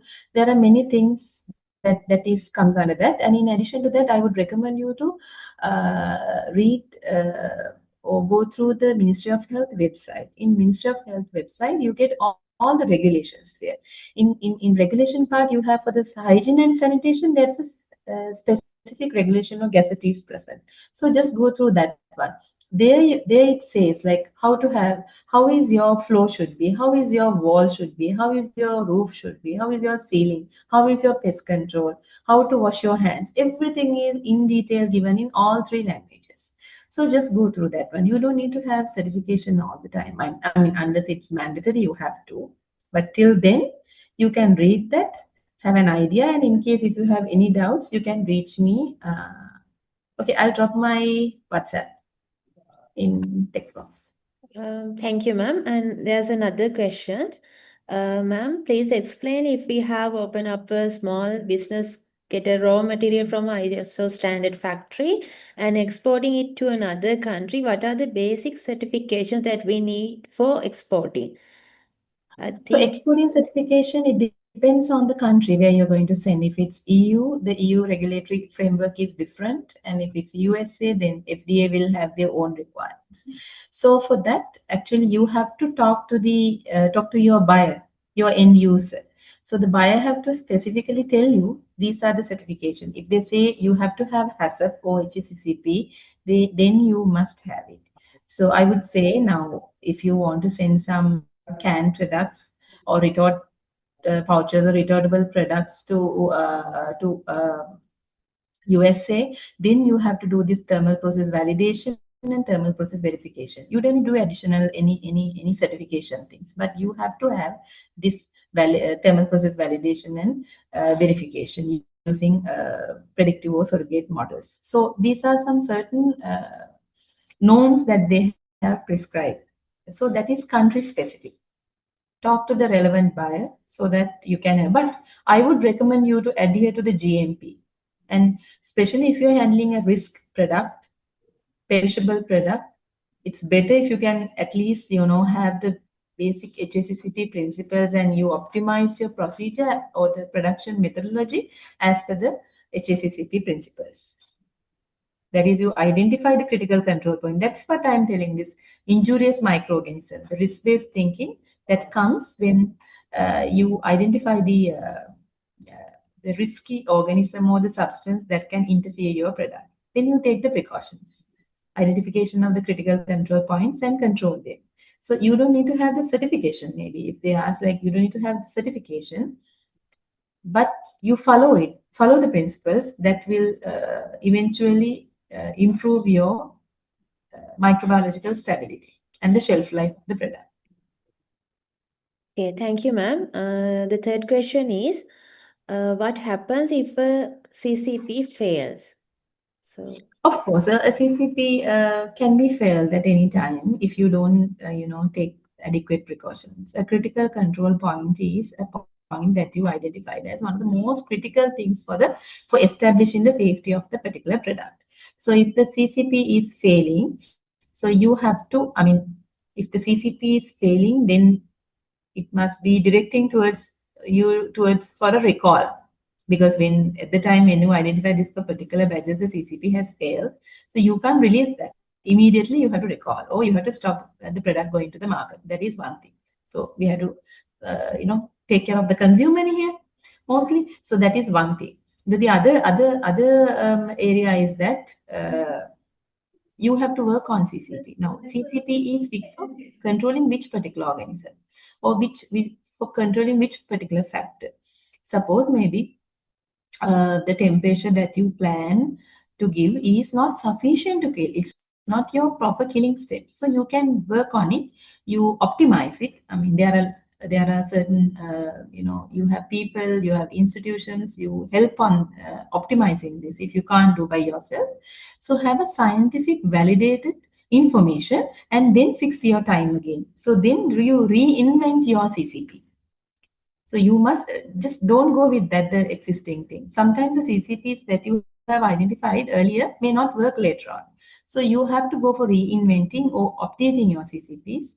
So that is how you can correct your errors. Madam, and there's another question that one participant has asked, what is antimicrobial resistance in the food chain? Yeah, antimicrobial resistance means now, suppose you have you use different kind of raw materials, additives in your product, and then you use a particular temperature or you have your own killing step, filtration, heating, adding sugar. There are different killing steps or controlling steps you do, right? Mostly they are of thermal origin, of course, pasteurization and UHT and all.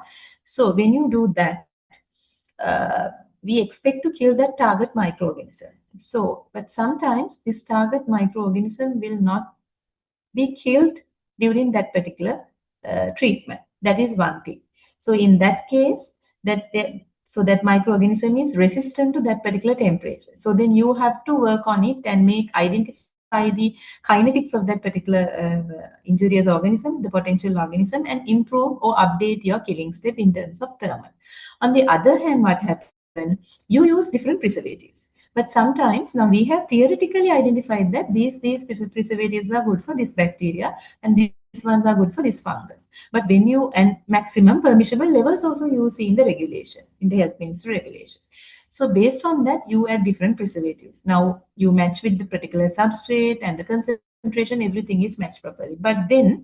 But still you encounter the microbiological issues. Why? Because these microorganisms, certain microorganisms, they are not in the normal condition. They have certain mutations that happen because when you give the preservations, they try to tolerate it. Some people will die but some will tolerate it, and they will adapt to that environment.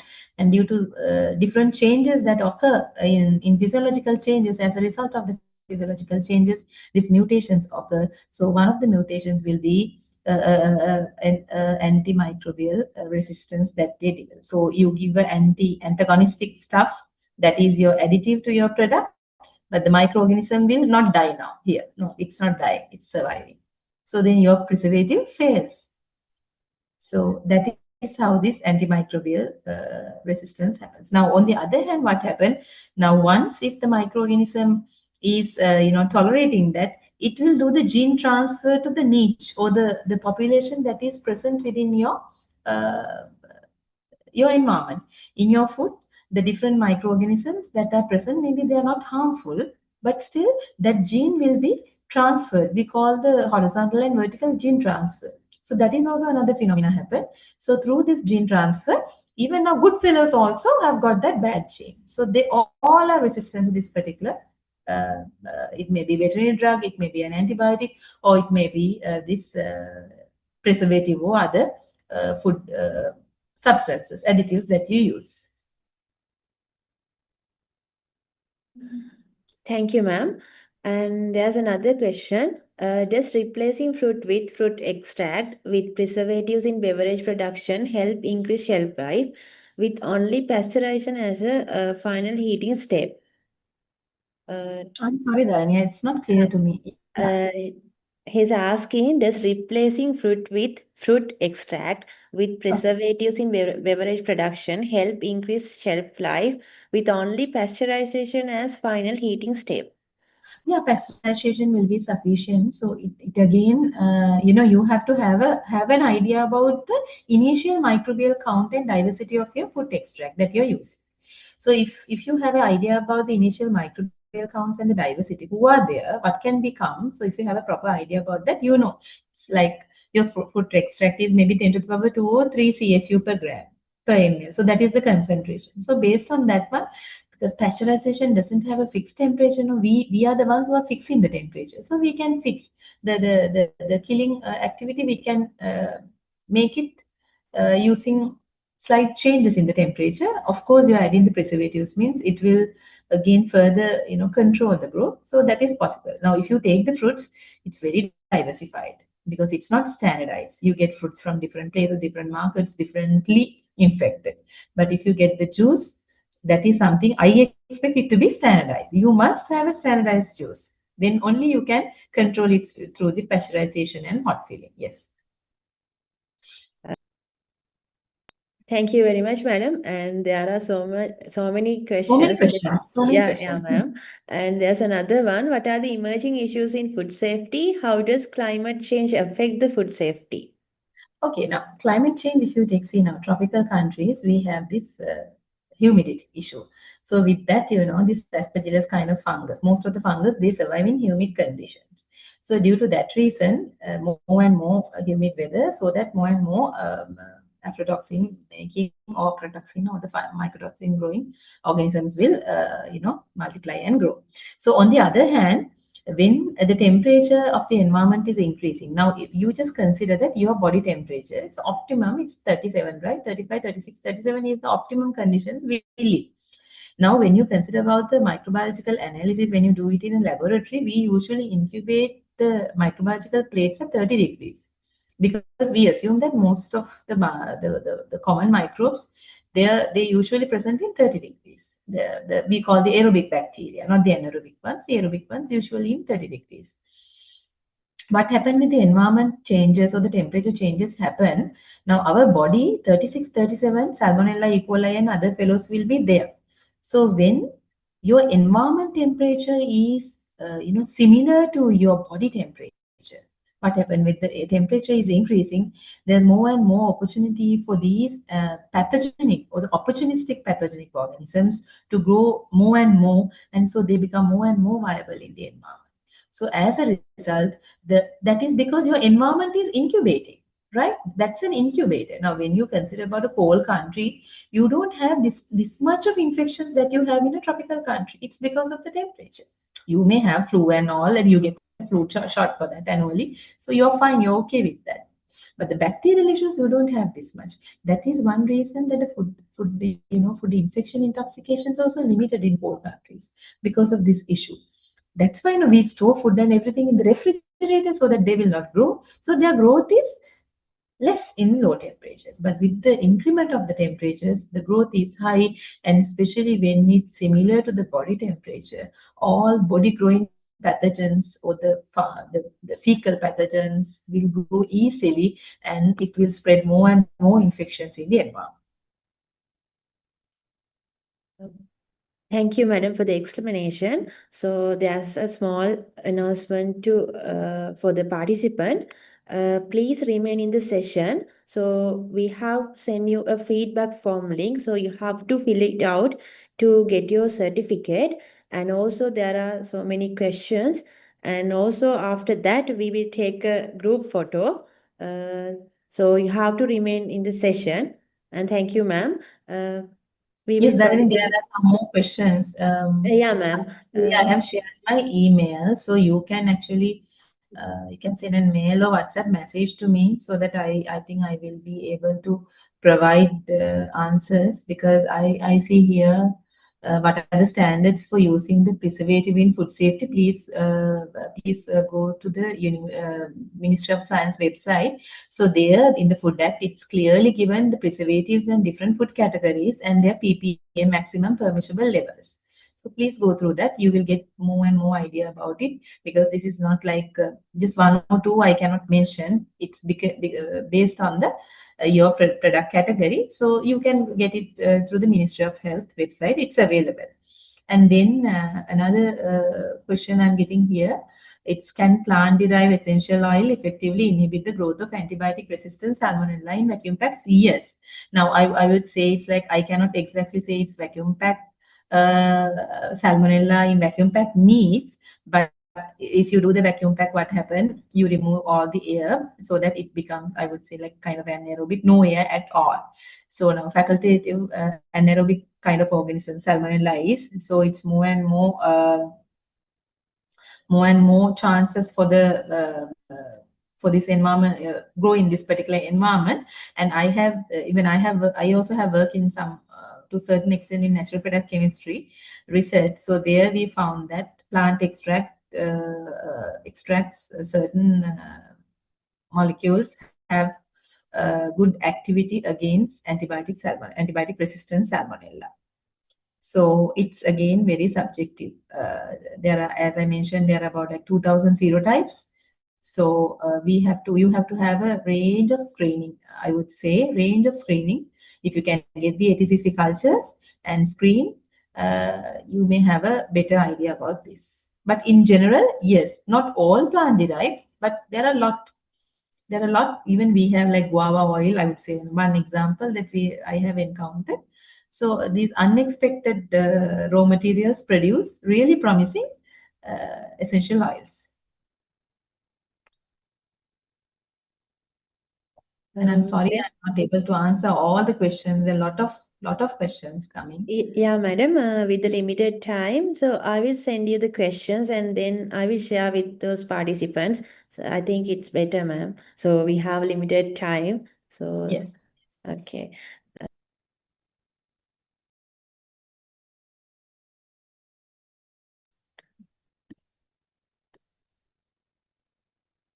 So I hope your all questions and clarifications have been addressed. So a big thank to all participants who have actively engaged by asking insightful questions.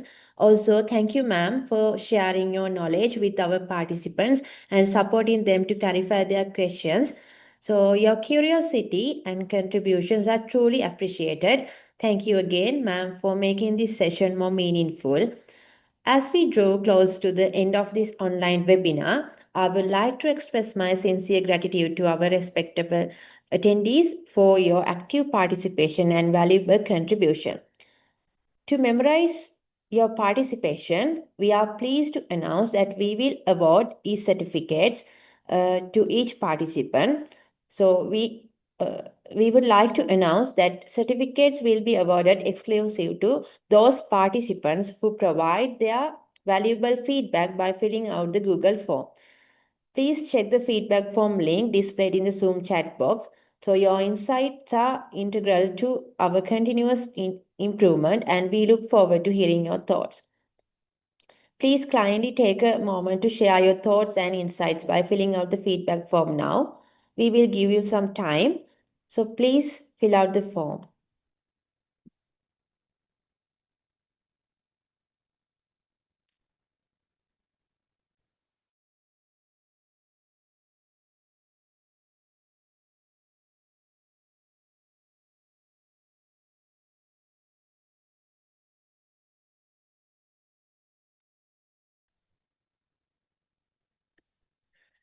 Before we wrap up, we would love to capture this moment. So now we request you to please turn on your cameras and join with us to make this session more memorable. So I will take the screenshot after the countdown. Please be ready. So please turn on your cameras.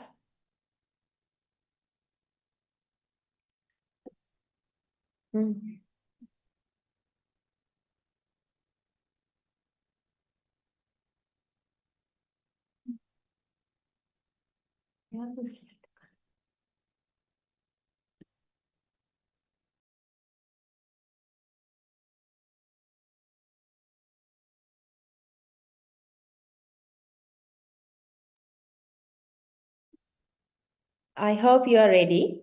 So I will count.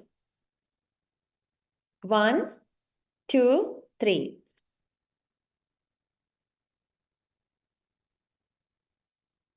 So shall we take another one again? 1, 2, 3.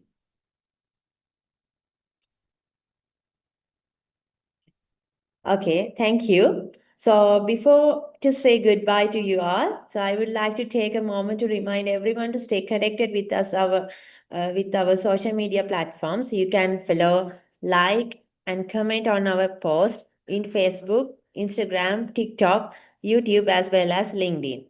So by staying connected, you will have the opportunity to expand your knowledge beyond FSMS and stay informed about the latest industry trends. So thank you once again. I would like to extend our sincere gratitude for our resource person, Dr. Vasundhara Divisekara, and all our participants for helping us making this session a success. So thank you and have a good day. So if you have not filled out the form, so you can still have the time to fill out this form in the Zoom chat box. And ma'am, thank you for joining with us as a resource person today. And thank you all. Thank you, Dharani, and thank you, the Ceycert team, for inviting me for this wonderful occasion, because I feel there are a lot of participants. It's amazing to see that your interest towards the establishing food safety. So we will be meeting with another such kind of meetings in future, and looking forward to be in touch with you. In case if you have any queries, please write to me. Yeah, I'll drop my email as well. Thank you. Bye-bye. Okay, thank you, ma'am.